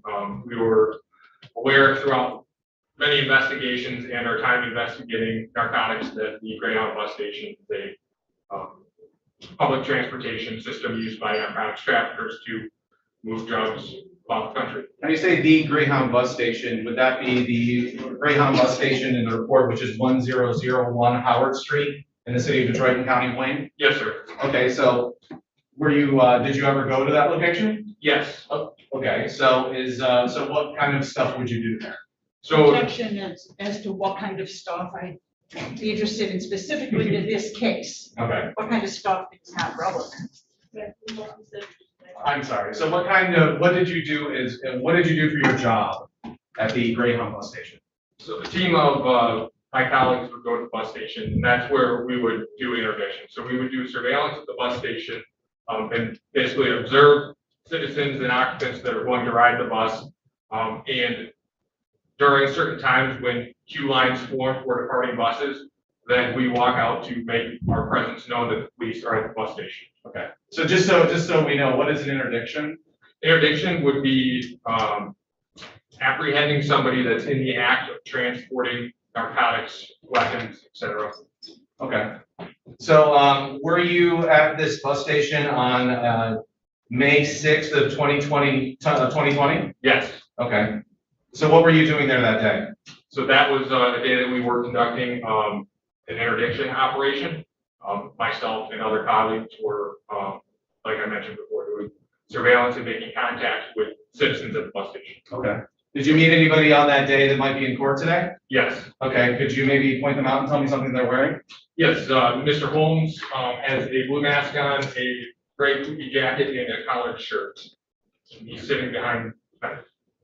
Let the record reflect that the trooper has identified Mr. Thomas Holmes, who is the defendant in this case.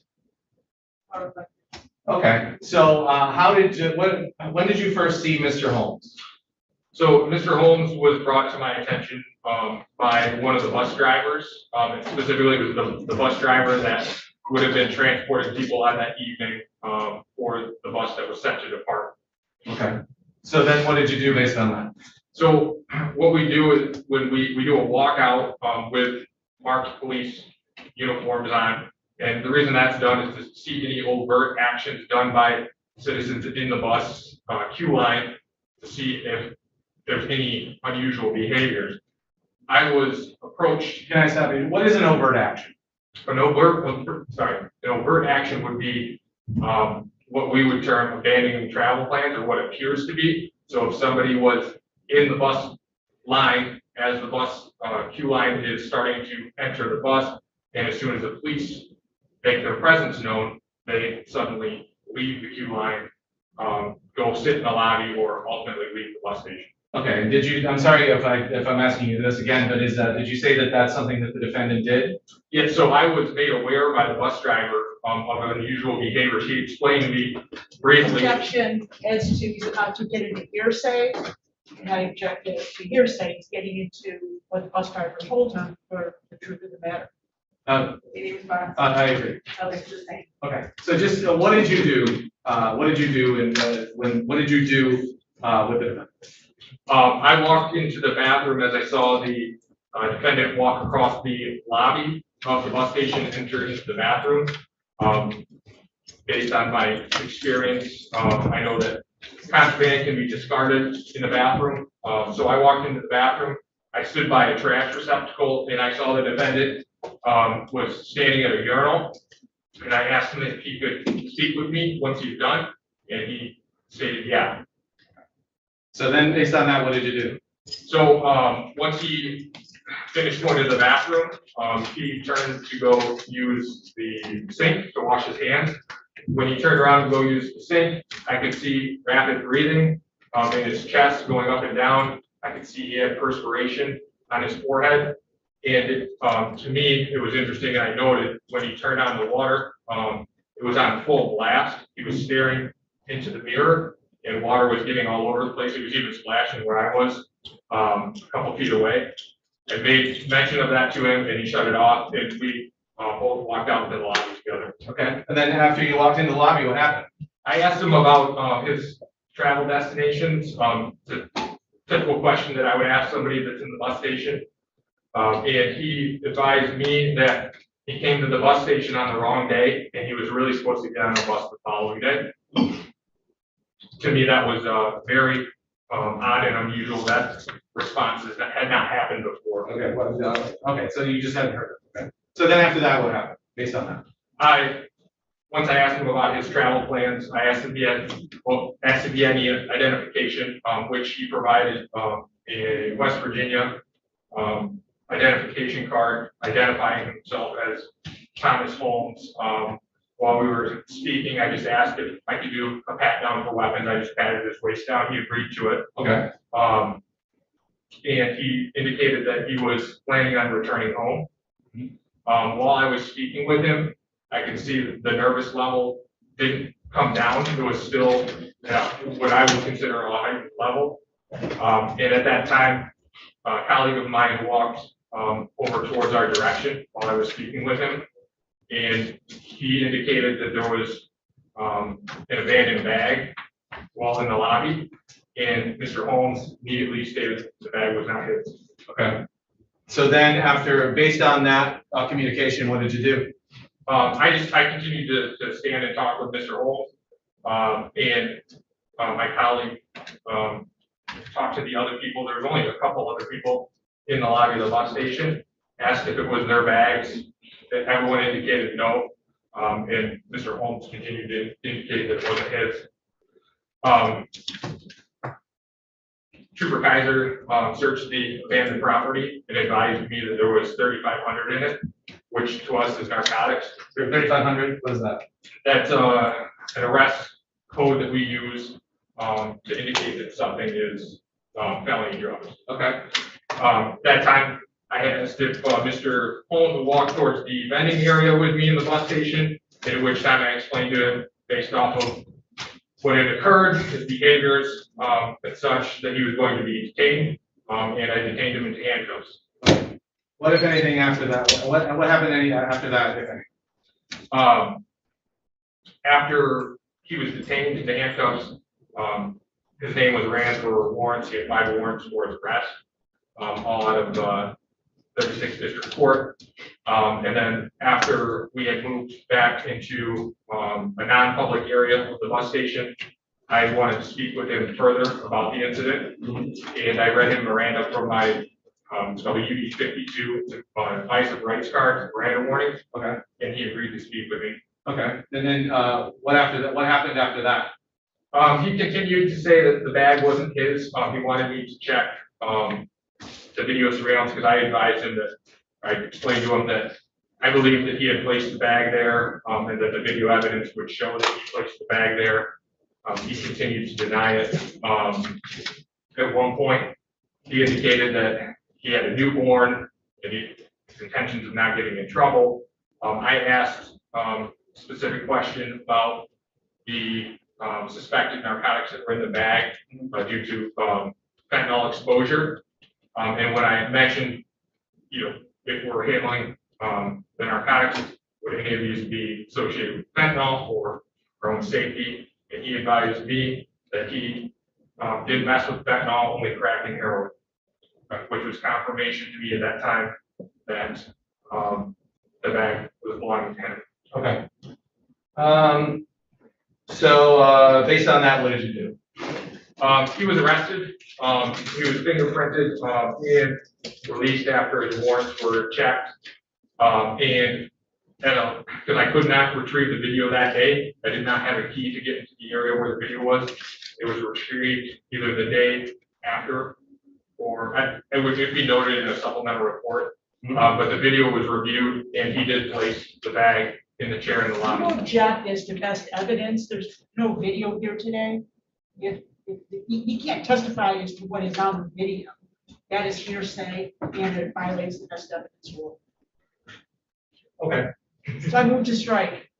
Okay, that'd be for the record. Okay. Let's talk about the controlled substances. What did you do with those? The narcotics were field tested. What did the field test reveal? Could I reference my report for the type of drug test done? Is his recollection? Does he need his Memory? Is this for your recollection? I want to make sure that it was done with a true narc or if it was done with some sort of mixed test, And you want to see a report? if that's okay. May I approach, Your Honor? You're approaching to show him His the report. report. For what purpose? For For the lock seat, what were you, I don't want to state on the record if something field tested, because normally when I testify, if the drugs were tested with a true narc, then I'll say it was positive or crack cocaine or base cocaine with a true narc. But if it was done with some sort of mixed test, a different testing kit, I always want to be accurate. all right? Again, I think you need to ask him questions about whether or not the report refreshes recollection as to what test he did. I can ask that. Would you, will the report refresh your recollection as to what kind of a test you did? Yes. Okay. May I approach? Yeah. Thank you.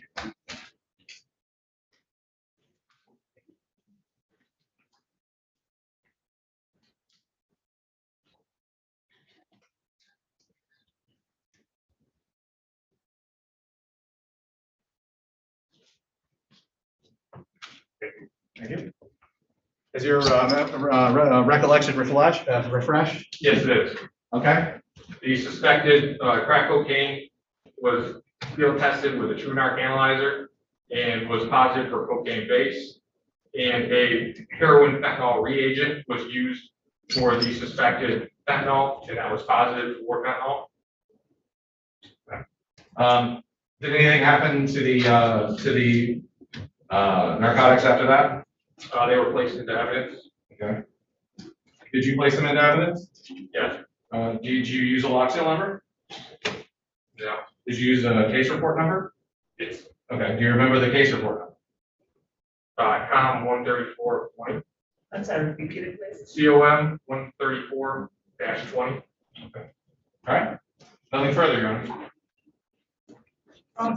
Thank you.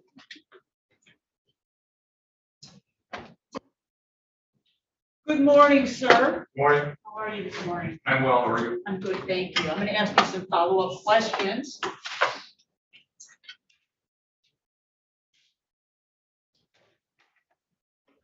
Can I take my mask off while I'm behind the screen? As long as, no, the prosecutor's saying no. Okay, never mind. I'm sorry, Judge, but. I was gonna say if someone objects to it. Oh, okay, thank you. Objection. Objection, okay, no problem. All right. So Trooper, on May 6th of 2020, when you were working at the Greyhound Police Station, were you with a partner? Yes, there were several colleagues of mine. What are their names? I know that Trooper Kaiser was there for sure. I could not tell you because our teams have changed over the course of the last several years. Who else would have been directly there? On that date, you did not see Mr. Holmes possessing that bag containing narcotics, correct? Correct. You do not have any video in your possession showing Mr. Holmes possessing those narcotics, correct? That video was uploaded to evidence.com. Okay. Have you seen that video on evidence.com? Yes. Just for the record, that's not been tendered to me. It was not sent to me on evidence.com. So I'm asking, I'll make a note to request that. When is the last time you viewed that video? The video would have been viewed when it was collected and turned over to the ATA who signed off on the warrant. That would have been back in 2000? No. 2020? I don't know the date, ma'am, that the warrant was authorized to. Okay. You're no longer in possession of that video?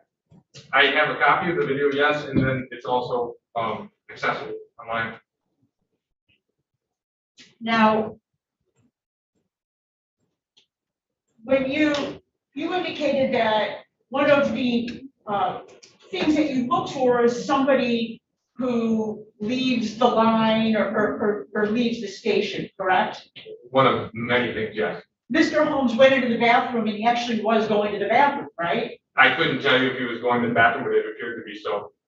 He was standing at a urinal, Yes, and then he washed his hands. Right? yes, And then he was cooperative to talk to you, right? yes. And when you asked him,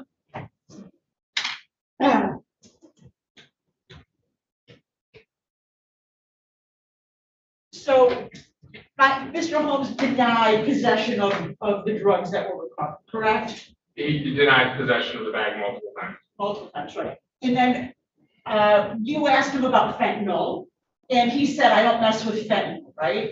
Correct, And then later, when you tested the drugs in the bag, there was fentanyl in there, right? correct. So, and Mr. Holmes never admitted that he had anything to do with those drugs that you found, right? He didn't make a confession. In my experience, it was an admission to the crack and Now, heroin. he didn't say that those were my drugs, right? It was not noted in my report. Now, also, none of his statements were written up, were they? Sorry, He didn't make a written statement, correct? he did not make a written statement. Were you wearing a body cam on that day? The Michigan State Police were not issued body cameras up until recently. Was there a video in the station that was recording these alleged statements? No, I did not carry an audio recorder at that time. I do now, for obvious reasons, such as here today.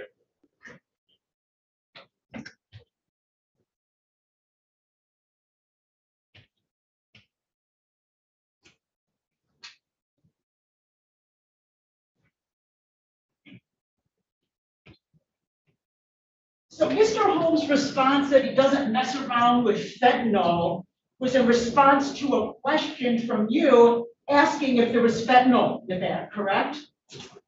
Yes, that wasn't the totality of that comment. It was followed up by crack and heroin that he does. I understand, but he didn't say he was messing with it that day, right? But no,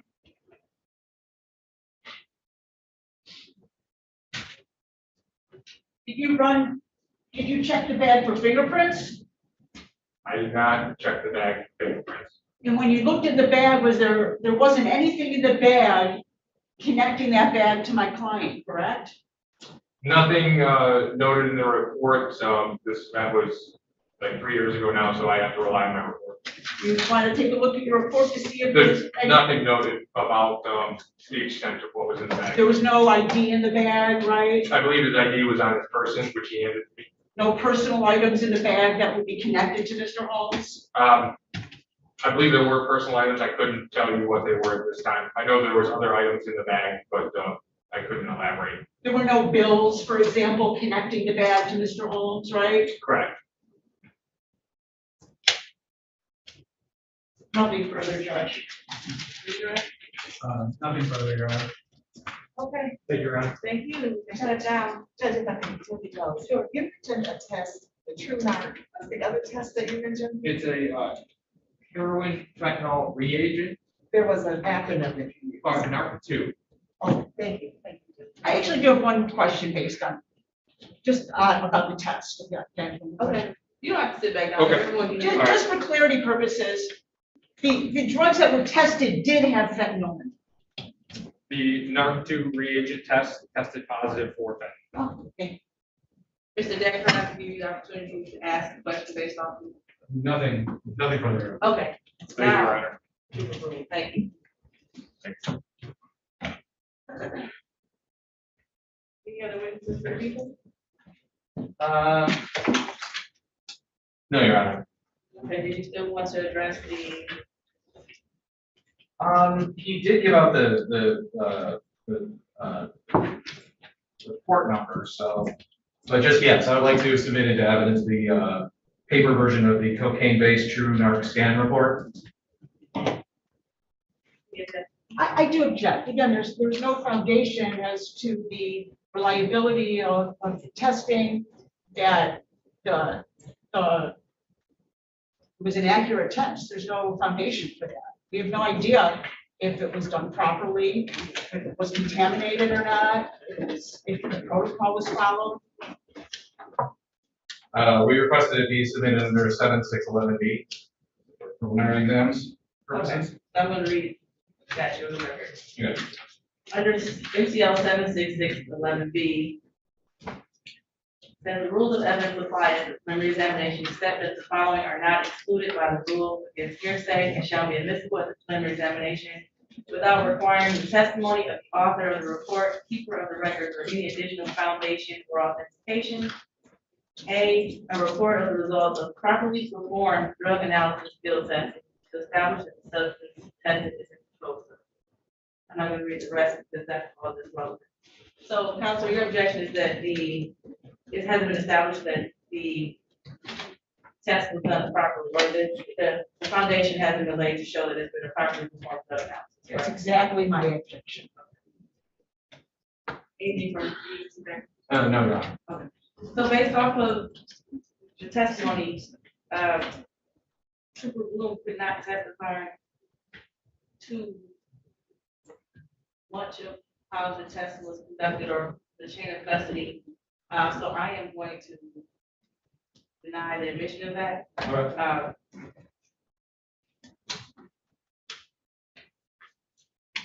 So Mr. Decker, you said you don't have any more witnesses, correct? That's correct, Your Honor. Okay, any argument? The people motion for bind over and reserve time for argument.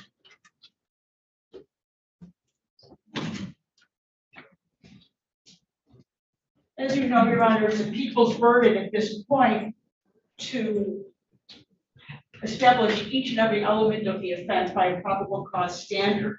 They have not established that the narcotics recovered were in fact the narcotics they are reported to be. The field test has not been admitted into evidence. There was no testimony that the test was done in any accurate way, that procedures were followed, that the testing mechanisms were appropriate, and that there was no contamination in testing those narcotics. Moreover, possession is an issue here. It's not an issue here, actually. Even if you believe everything that they tell you, which is or to a probable cause standard, the officer did not see my client possessing that bag. He purports that there's video, but they don't have that showing my client possessing that bag. The officer tried to get into evidence that my client made an admission. He didn't make an admission. He simply made a statement that he doesn't mess with fentanyl. He denied being in possession of that bag. In fact, even if you believe that those were actually drugs in the bag, and you accept that as enough foundation, the testimony, if you choose to accept it, says there was fentanyl in those drugs. Therefore, it is even the opposite of an admission. If you take what my client says, that he doesn't mess with fentanyl, and then you look at the drugs and their position that it was fentanyl, then it's absolutely the opposite of a confession. It is a denial, a continued denial that he had the entire time. They have not shown probable cause that my client possessed narcotics or possessed with intention to distribute narcotics. Your Honor, just the totality of what the trooper's testimony leads us to believe that there is a question of fact.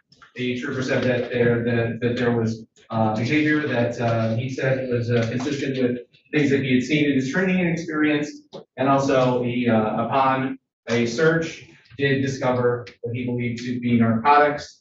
And it seems as though, as the question of whether or not those narcotics are what they purport to be is a question of fact, and that's what the trier of fact and the people motion to provide. Okay. I have to say that we all heard the issue here. For me, the biggest issue is possession. I believe Trooper Bloom, the credible witness, I don't think that he was trying to make up anything or convince the court that he saw the defendant with the bag in his hand or any type of possession or have possession of the drugs or suspected drugs. As he's testifying, he said he did not see the defendant with the bag. There's no video here today of the defendant in possession of the bag. He did mention that he did see it on the video, however, that was stricken from the record, as defense counsel stated, the best evidence will be the video here today, as the trooper did not testify to what he saw in the video not being present. The defendant also stated, according to the trooper, that he denied possession of the bag several times. Trooper Boone then further stated that the complaining witness said that it was an admission because he said he only messed with crack and heroin. I don't see that as an admission that that specific bag that was found at the bus station for the defendant, the connection is not there based off of the testimony. I don't even see constructive possession in this case. There's a bag, and then you have the defendant who did all these things that would lead to a police officer investigating. The nervousness, the stepping out of line, the spilling of the water, you combine all of those things, possibly you could think, okay, let me investigate further. However, the bag was never connected to the defendant.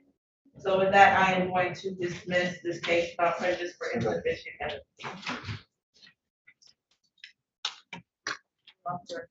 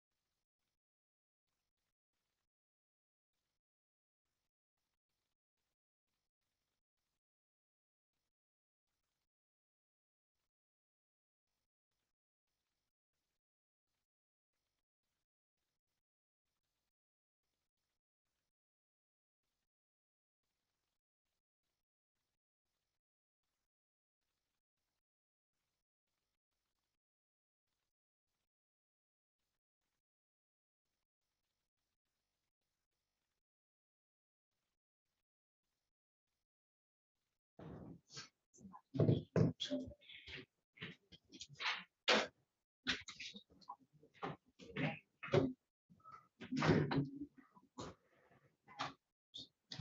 we're on the record. This is the people of the state of Michigan versus Selena Rawlinson, case 2162051. Ms. Rawlinson is charged with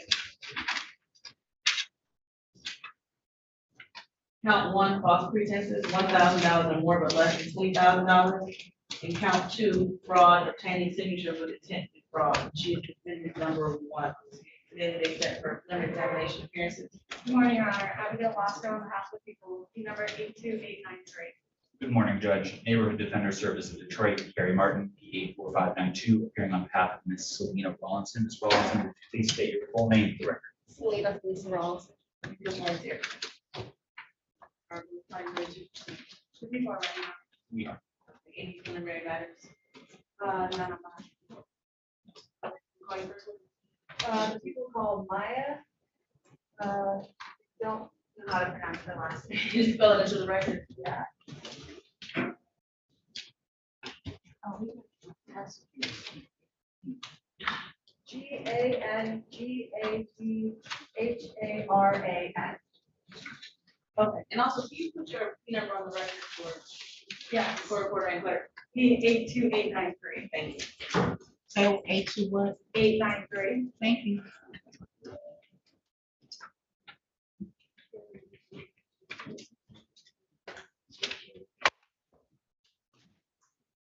Morning.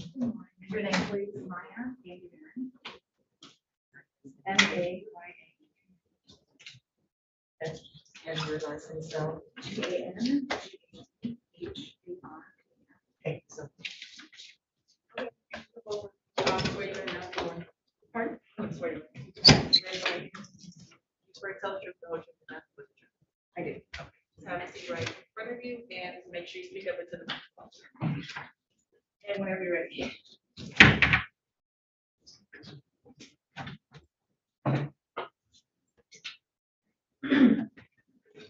Good morning. Can you please state your name and number for the record? Maya Gangaran.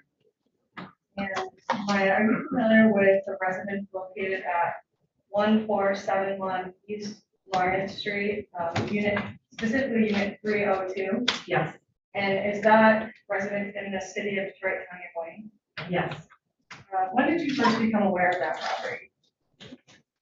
If I recall correctly, I became aware of that property in, would have been February of 2020. And what is located at that address? It is a complex. At the time I thought it was a condo complex, but it is an apartment complex, now called Lafayette Park Place. And where did you first become familiar with this property? I was looking for apartments to rent on Craigslist. And was there an ad for this property on Craigslist or where? Yes, what there was. happened after that? Yes, there was an ad for the property on Craigslist, and I reached out through the ad to inquire about the apartment. Your Honor, may I approach the witness?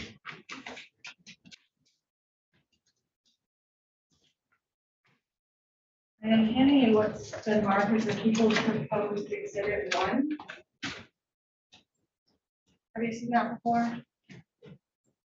Yes, this is the ad that I looked at on Craigslist. And for the record, how many pages in that document did I give you? There are 4 pages. And where did you first see this ad? On Craigslist. And is this what you remember the ad looking like when you first saw it on Craigslist? It is. Your Honor, I move to admit the people's proposed exhibit 1. No, Judge. It will be admitted to exhibit 1. People will say 1. And can you explain what is on each of those 4 pages?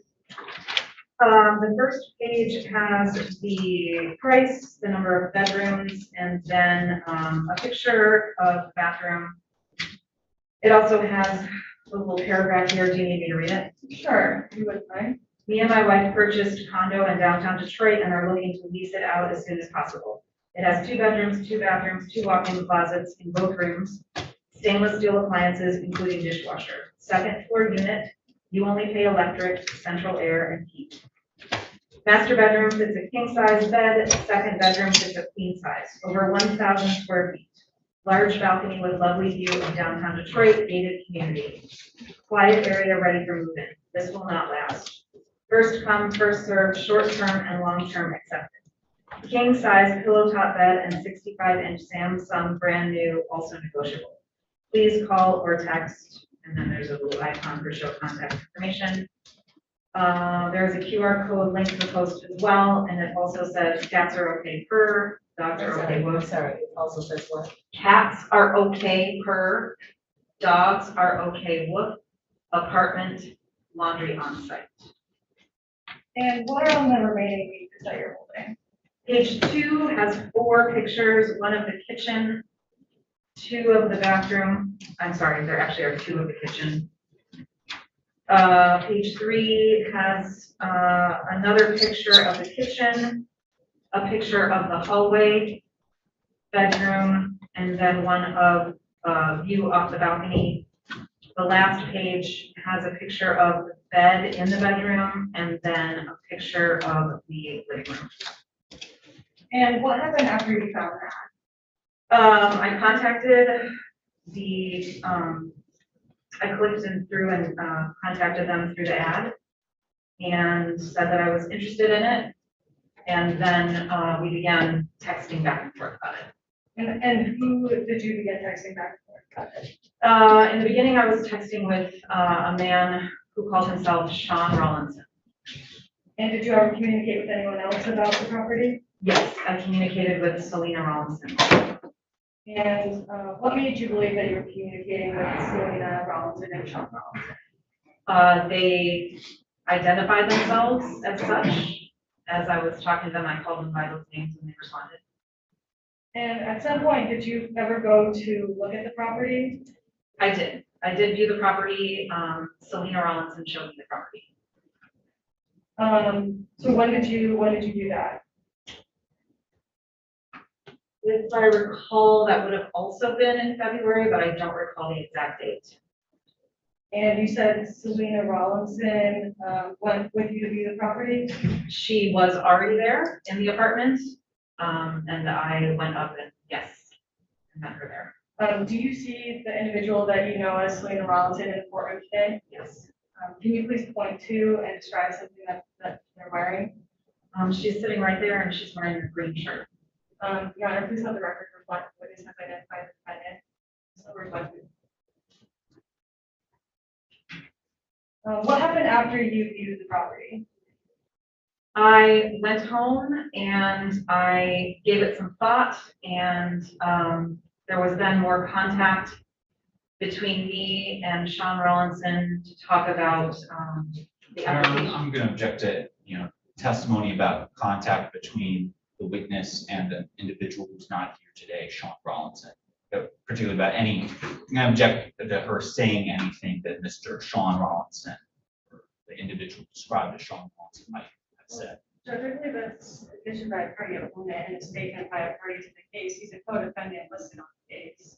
He's a co-defendant, but, well, actually, he is, but I don't know if he has been charged or where He's been charged. He hasn't turned himself in. He hasn't been arraigned, but he has been charged. He's a co-defendant. First thing, I believe the witness just said she made contact. Right. So I don't think she even said that she was repeating anything that he said to her. Is that accurate? Correct. Okay, so if we're gonna move down that line, should we just discuss this now too? If sure, we plan on addressing or asking questions about Mr. Robinson? Yes, Judge. So I believe that there is an exception for hearsay rule in this circumstance, given that he is a co-defendant, a party opponent on this case. Your Honor, he's not here. His case is in warrant status. I don't think that's enough to fit the co-conspirator exception, but I defer to the court.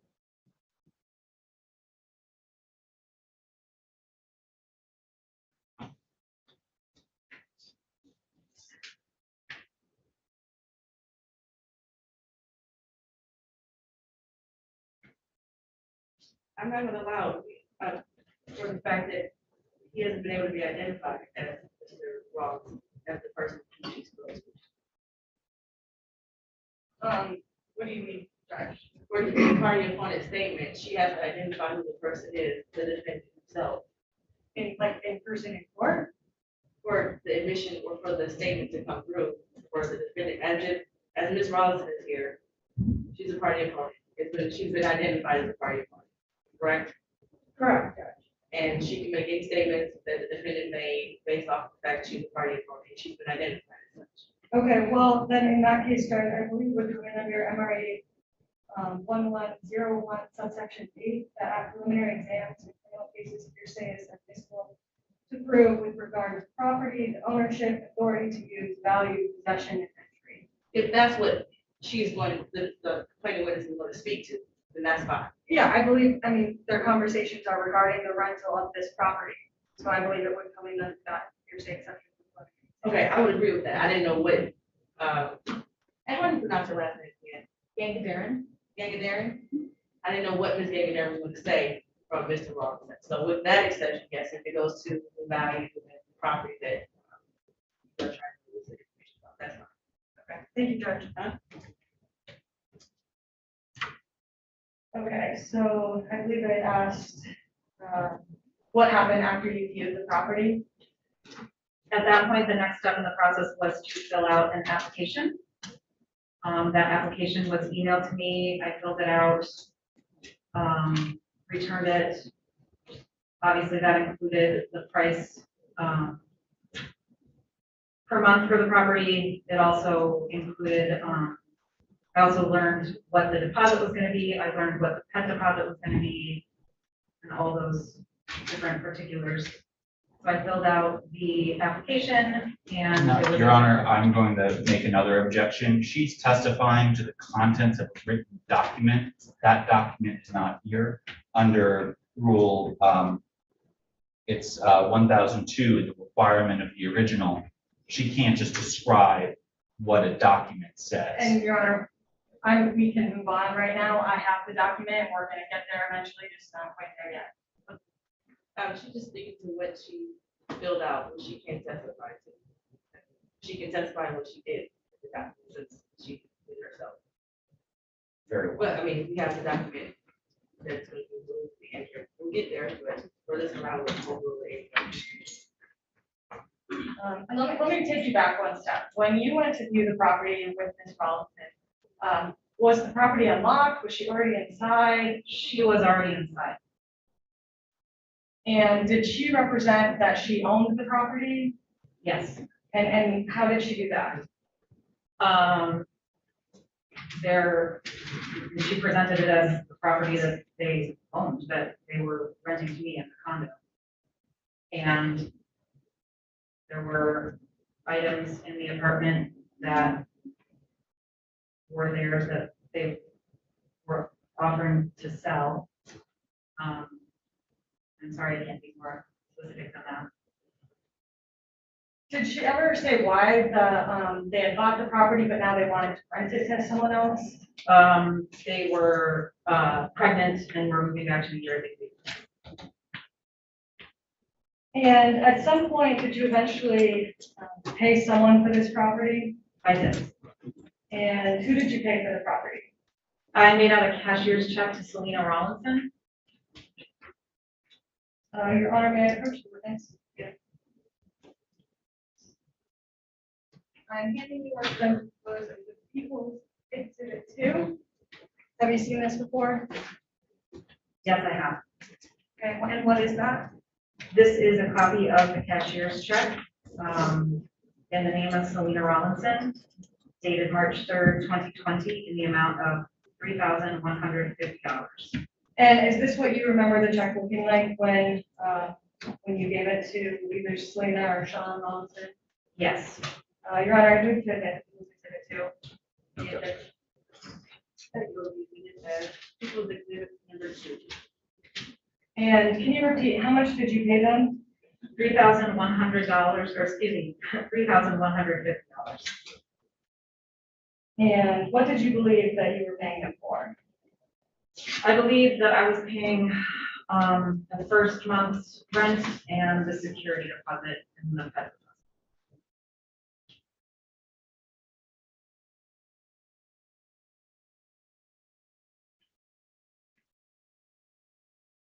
And, okay, one second. At some point, did you receive some sort of receipt for your payment? I got a statement, of what the amounts were that said it was paid.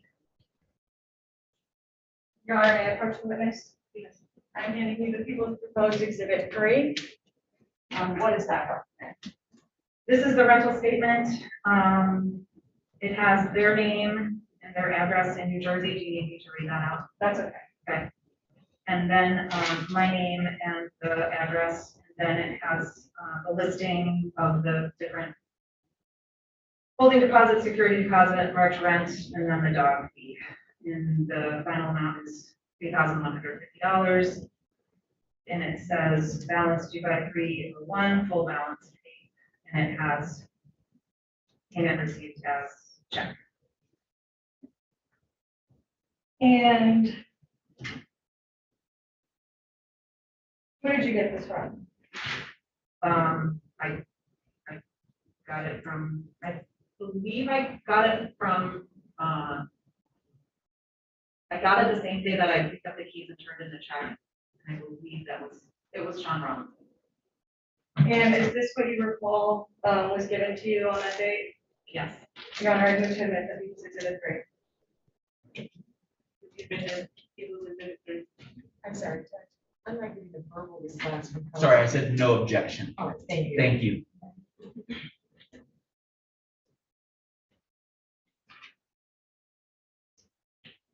And at some point, did you sign any documents regarding the property located at 1471 East Larned Street, Unit 302? Yes, I signed the, Your Honor, I am now going to object here. She's testifying to a signature, a signed document.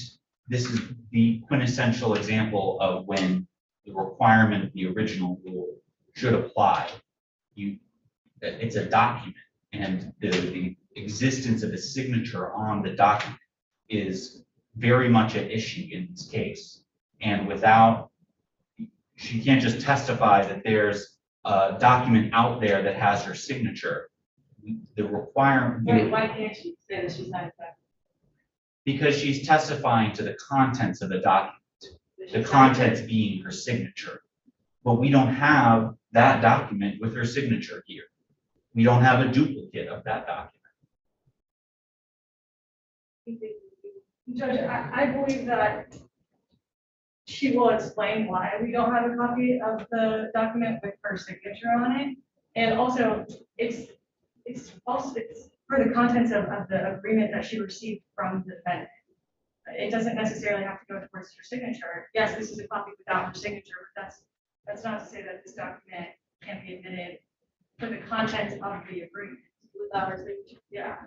I have no objection to admitting that document that doesn't have her signature. My objection is to testifying to the existence of a document that has her signature on it when you don't have that document here to be admitted. It's not here, that's the whole point of testimony, is that there's a will. And if she stated she signed it, I can weigh the evidence to see that that's an unsigned copy versus her saying she signed it. I can weigh whether or not I believe she signed it or not. It's okay to admit it without the signature. There's no signature. That I don't believe that. Hurts. Very well. May I first witness, Your Honor? Thank you. People's Proposed Exhibit 4. Have you seen these documents before? yes, I have. And for the record, how many pages did I just give you?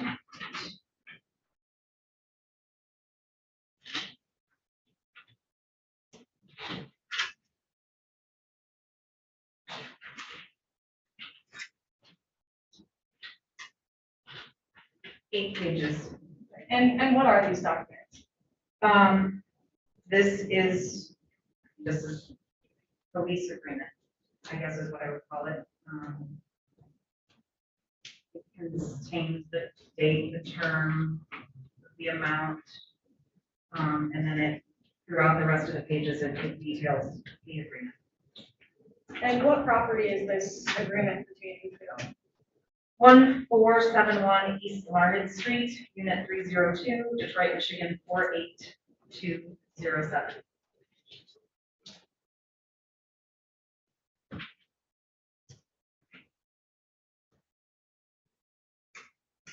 And is this, when did you first see this document?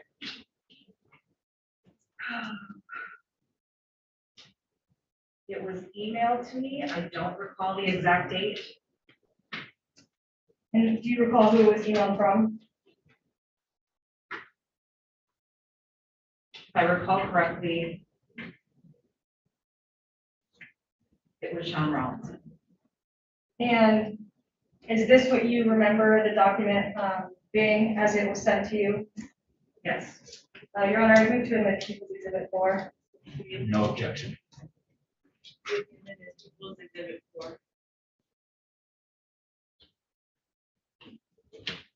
Can you turn to the last page of the document? Yes. Okay. And who does it list as the landlord?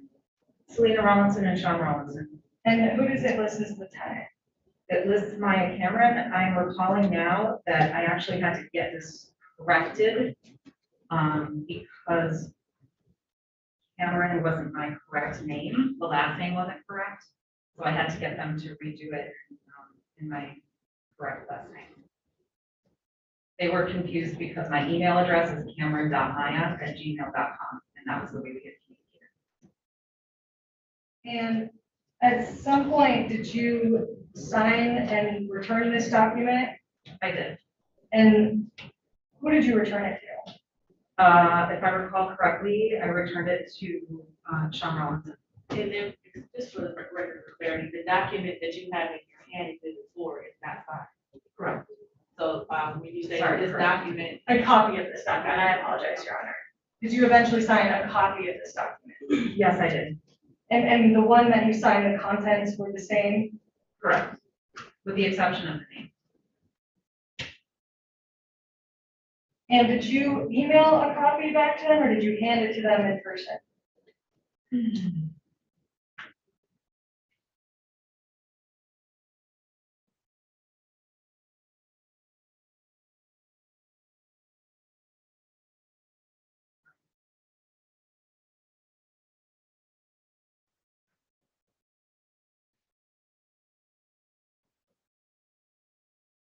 I handed it out. And when you handed it back, did they go and make another copy of it to give back to you? No, no. Did they have the only signed copy of the I'm sorry, agreement? can I ask the prosecutor to clarify or not use the phrase they so much, but to specify who you're talking about? Yes, Judge, I apologize. Did Sean Rollinson or Selena Rollinson, did either of them give you a copy of the agreement that you signed and gave to them? No, they did not. Neither of them. What happened after you signed all the paperwork and you paid Selena and Sean for the apartment? I got the keys.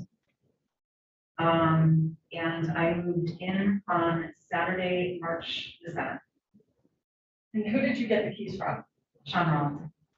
And had you been communicating with Selena Rollinson at all during this time? I communicated with her regarding seeing the apartment. And later on, I communicated with her about Wi-Fi within the apartment. And did she ever explain why you would be meeting with Sean Rollinson and not with herself to get the keys to the property? At one time, he told me that they had already moved back to New Jersey, and so he was flying back to take care of the final papers and payment and keys and those types of things. So as I understood it, she was back in New Jersey. And so what happened after that? I moved in on March the 7th. The following week, I was out of town for business. The week after that, I went to the management office because I had I had been communicating with Selena Rollinson about Wi-Fi. Because I wasn't able to hook up AT&T, and I obviously wanted Wi-Fi. And I was also communicating with her about a closet door that was off the track. And she was assisting me with accessing an Xfinity Wi-Fi hotspot while I was trying to figure out AT&T because she told me that internet was included in my rent. And she told me that she would call the management office and get somebody to come and help me with the closet door. And then a little bit after that communication, I went to the management office to get a package. Do you recall when it was that you went to the management office? Later on in that week, so within the 7th, the following week, I was out of town, it would have been the next week. The next week in March of 2020? Correct. And what happened when you went to the management office? I asked if they had a package for me, and at that point, the complex manager. Your Honor, she's about to testify that hearsay statement from an apartment manager. I'm going to object to that. And Judge, again, MRE 1101, subsection 8, at preliminary examinations in criminal cases, hearsay is if this holds true with regard to property, ownership, authority to use, value, possession, and entry. I believe this testimony will go to authority to use, value, and possession and entry. And it would fall under that exception, Judge. To testimony about the authority and use of property ownership as well. So what did you learn from the management company? The complex manager asked me what was going on with the apartment, if I were in contact with the former occupant, if I were subletting from him. And I replied, no, I'm not subletting, I am renting from the owners of the unit. And he then explained to me that it was not a condo, that it was an apartment. And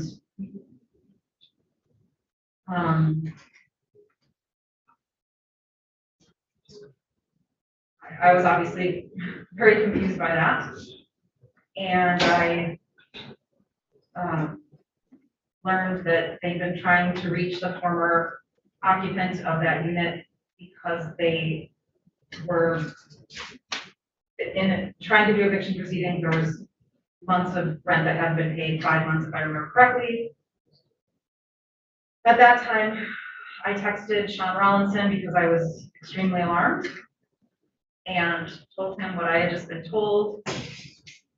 He then was texting back and forth with me, telling me that he was in meetings and couldn't talk right now, but it was all a misunderstanding and that he was very embarrassed that this was happening. And I told him that I was with the complex manager. He wanted to talk to the complex manager and clear it up, that I could simply hand him the phone. And that was when he said that he was in a meeting and couldn't take the call.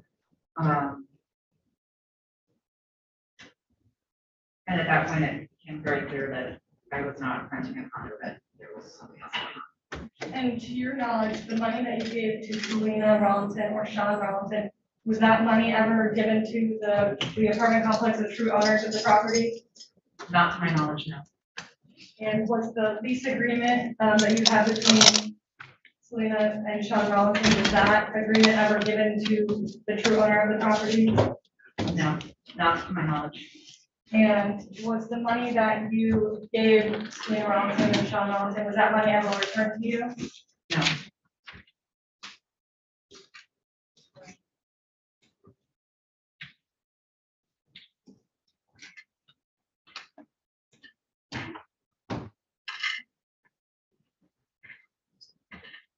Nothing further at this point, Your Honor.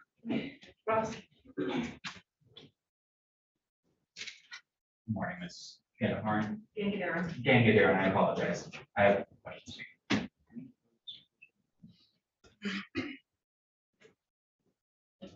So you read a Craigslist ad into the record just now. Correct. And can you confirm that the first 4 words of that post are "me and my wife"? Yeah. Yes. So, and you were in contact with 2 individuals regarding this apartment. Yes. One was a woman and one was a man. Yes.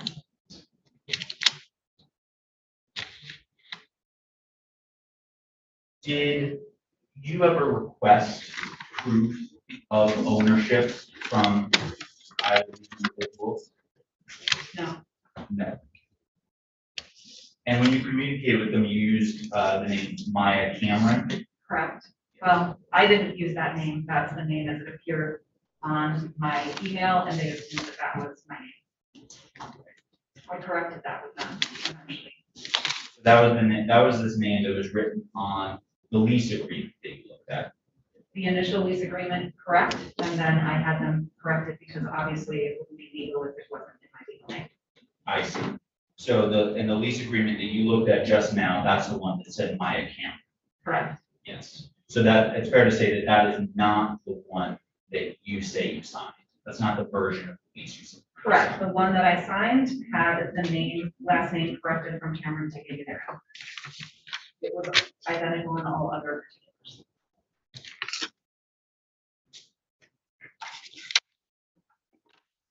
You testified that you were in some text communication with Ms. Rawlinson. Yes. You met her when you first saw the apartment. Yes. Did you ever see her after that? Not in person, no. Not in person. So did you, it was only once that you met her in person? Correct. That was at the apartment showing? Correct. That was before you had decided that you were going to attempt to rent this condo? Yes. So you went back a different time to actually sign the papers and get the keys? Correct. And hand over the check. And hand over the check. And when you went that time, that was only with the individual you knew as Sean Robinson? Yes. So when you testify about signing forms, that was all done in the presence of Sean Robinson? Yes. And you gave those forms to Sean? Correct. You never signed anything in the presence of Selena Robinson? Correct.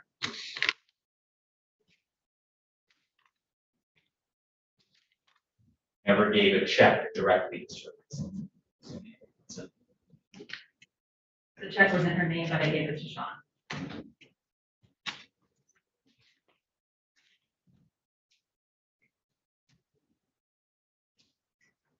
I'm not. Thank you. No, Your Honor.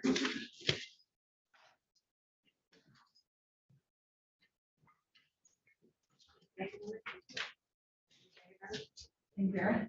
That's right. You're all set. Step down and have a seat.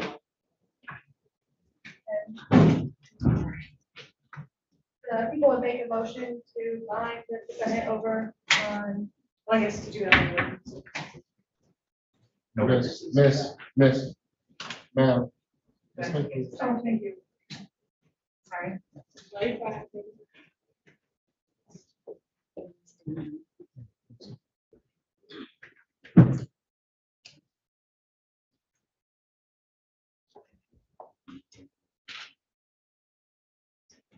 Okay, and no witnesses or defense? No, none. Okay. Whatever you're doing. So people would make a motion to bind the defendant over on both charges, and I'd like to reserve. Your Honor, at this time, we object to a bind over, particularly as to count 2, fraud, obtaining signature with intent to defraud. The witness testified that she signed she signed papers, but those signatures were never in the presence of Ms. Rawlinson. Ms. Rawlinson was not present for any of the alleged signings. And furthermore, she testified that the version of the document she signed had a name corrected on it. So not only, and you recall my prior objections as to the best evidence rule and the requirement of the original, in the exhibits that have been admitted, there is not a single exhibit that contains Ms. Gangadaran's signature. And even one of the exhibits that she claimed she signed, she said it was a different version of it that she signed. It's the government's burden to present evidence to meet the probable cause standard. They've presented a lot of evidence and none of it contains the complainant's signature. And when a crime listed here as one of the charges contains its essential element that there was a signature obtained fraudulently, you cannot meet probable cause for that offense without presenting a signature itself. And testimony that a signature exists somewhere, there's some document out there that has a signature on it, that's not admissible to show that there is a signed document, which is a core element of the offense. So on that ground, I would object to find over particularly count 2.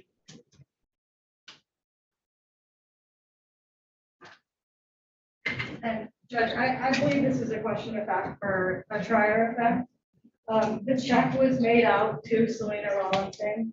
The rental statement was from Selena Rawlinson and Sean Rawlinson. The documents that, yes, we do not have a signed copy from Ms. Gangadaran at this moment, but both Selena Rawlinson and Sean Rawlinson were listed as the landlords. I believe that there's enough circumstantial evidence that there is a signed document out there. Ms. Gangadaran says that she signed the document, she gave them to Sean Rawlinson, and he in turn gave her the keys to the apartment. You would imagine that someone wouldn't be able to move into an apartment without signing the documents. So I believe that there is enough circumstantial evidence to make this a question of fact for a prior fact. And I would continue in my motion to find the Ron Oswald house. Can I see the? Yes.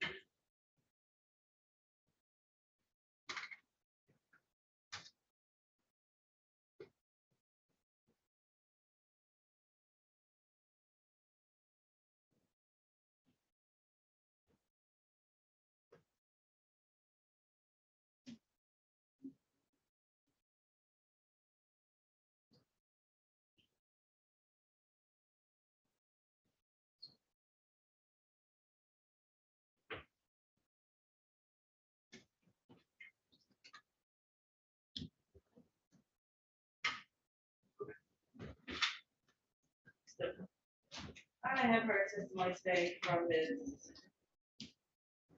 Gangadar. And to sum up what I believe is going on or happened here, that there was a scam going on between Ms. Selena Robinson and her husband.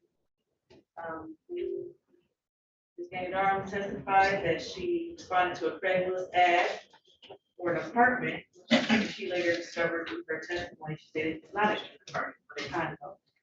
That she responded to that ad and looked at the property and actually met Ms. Selena Robinson, who showed the property at 1471 East Market and presented as if it was her place, offered to actually sell things that were inside of the apartment as well. And that she was moving to New Jersey with her husband when she was pregnant. After the plaintiff witness saw the apartment, which is actually a condo, she wrote a cashier's check, which we have here, the court has received as exhibit number 2, people's exhibit, for $3,150 for the security deposit, first month rent, and pet deposit. It does not state that on the cashier's check, but that is what the plaintiff witness stated that she believed she was paying. She received people's exhibit number 3, which is a rental statement. And the rental statement has a date March 2nd, 2020, from Selena Robinson and Sean Robinson to Maya Cameron at 1471 East Martin Street, the city of Detroit, unit 302.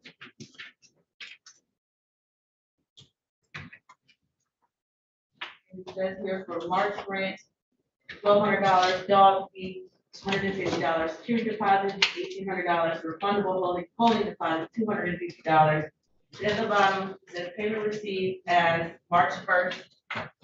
The check, $3,150, also says full balance paid. And also, just to note on the People's Exhibit 2, the remitter on the cashier's check is Maya Gangadarian, Gangadharan. So, Ms. Gangadarian wrote a cashier's check, received a rental statement, which looks as if it's a receipt. It is a receipt. It says receipt number 1, stating that she did pay the full balance for her to move into that location. Once she moved into the location, she also testified, which is an issue here, that she signed a rental agreement. That would be People's Exhibit number 4, which is a copy that she testified, Ms. Gangadarian, is identical except for the tenant name. She has Maya Cameron on the Exhibit 4, and she said on the executed copy that was signed, it has her current name, Gangadarian. And that when she signed that copy, she handed it to the Rawlinsons and did not receive a signed copy back. She then received the keys from Sean Rawlinson and moved in on March 7th, 2020. Communicated with the defendant, Selena Rawlinson, about Wi-Fi. The plaintiff then went to the management office a week after movement, or about a week after movement, is still communicating with the defendant about Wi-Fi and closet door off track. And the defendant said the internet was included in the rent, and the plaintiff was trying to fix that.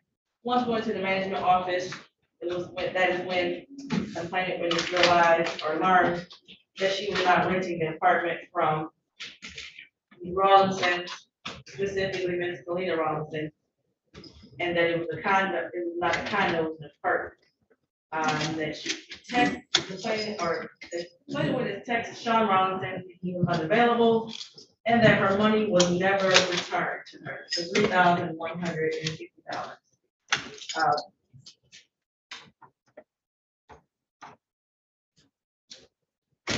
For count one.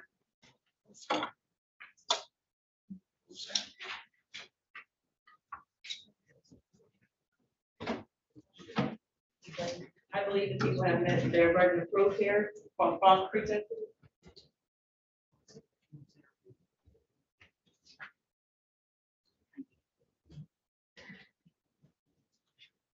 People have to prove that the defendant used the pretense, that the defendant knew that the pretense was false at the time, that she used it. Third, that at the time she used the pretense, the defendant intended to defraud or cheat someone, that made the defendant witness, or that another person relied on the defendant's pretense. Fifth, that by relying on this pretense, the person suffered loss, something of value, and that the amount lost had a fair market value at the time it was taken. And at this case, I believe all of those elements were met. And for the second count, the issue here, because counsel raised, is whether or not testimony should be allowed to enter or weigh regarding whether or not the defendant witness's signature was executed, whether there was an executed lease. One, Ms. Engineer testified that she did not have in her possession anymore the lease. She did not have control over that. The best evidence rule, it would have to exist. As far as the people, for the defendant witness, they were not able to produce it as based off of testimony from the Gangadera because she did not receive a copy back. Also,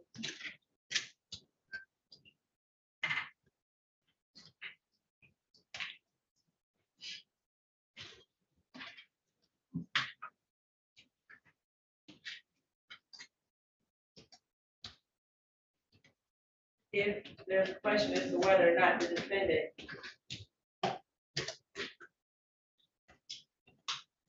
should be bound over on these counts, I would also add that through the aiding and abetting theory that she has definitely, aided and was a part of this scheme to steal money from this Gangadera and the complainant witness to defraud her and represent that she was renting an apartment in the country when she really was not. So with that, I'm going to find the defendant over on both counts. The writing on information date of February 27th at 9:00 a.m. Frank Murphy College. Thank you, Judge. Thank you, Judge.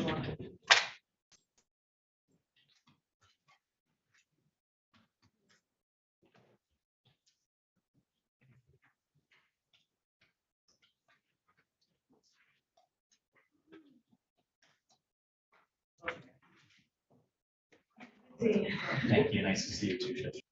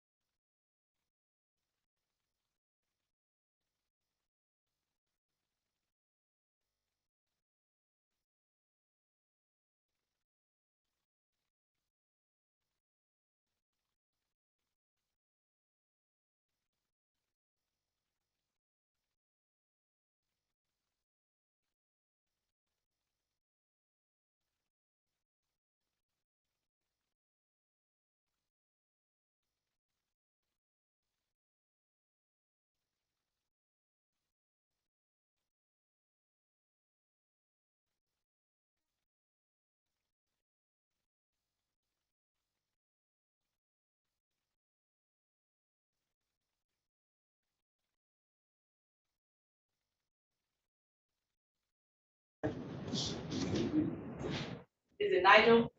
Yeah. Okay. We're on the record as the people of the state of Michigan versus Nigel Rosario Hunter, case number 2258017. Mr. Rosario Hunter is charged with count 1, weapons, firearms, possession by a felon. Count 2, weapons carrying concealed. Count 3, weapons, felony firearm. This is habitual offender second offense notice. Today the date set for a preliminary examination appearances. Alexander Kirker on behalf of the people, P86282. Good morning, good morning. Good afternoon, Your Honor. May it please this honorable court, Antonio Gonzalez, on behalf of my client, that's Mr. Nigel Rosario Hunter, who stands in my right arm at this time. Mr. Hunter, can you state your name for the record, please? Yes, Nigel Rosario Hunter. Good afternoon. Okay, is it correct that your client is going to do the preliminary exam today? That is accurate, Your Honor, yes. Is that accurate, Mr. Hunter? Yes, I'm gonna ask you a couple more questions, okay? All right, you understand you have a right to a preliminary examination? yeah. And then if you were to hold it today, the prosecutor would have to prove that the probable cause standard, not the beyond a reasonable doubt standard, but probable cause standard, that the crimes I read off were committed in the city of Detroit, that you probably committed those crimes. You understand that? Yes, And by waiving your preliminary exam today, that people do not have to prove the quality witnesses today. yes, Okay, and knowing that you still wish to waive your preliminary exam. yes, Did anyone threaten to force you to waive your exam? no, Did anyone promise you anything? no, Okay, I find waiver to be clearly, understandably, and voluntarily given, so I will have you bound over to Third Circuit. All right, Murphy Hall of Justice, since you are in custody, it'll be 1 week instead of 2, so it'll be February 21st at 9:05 a.m., okay? Anything else? Not now, we have a defense. Okay, and everybody signed? Yes, I see, so I'll see you in transition. Happy Valentine's Day to all of the ladies. Thank you for that. Yeah, let's get my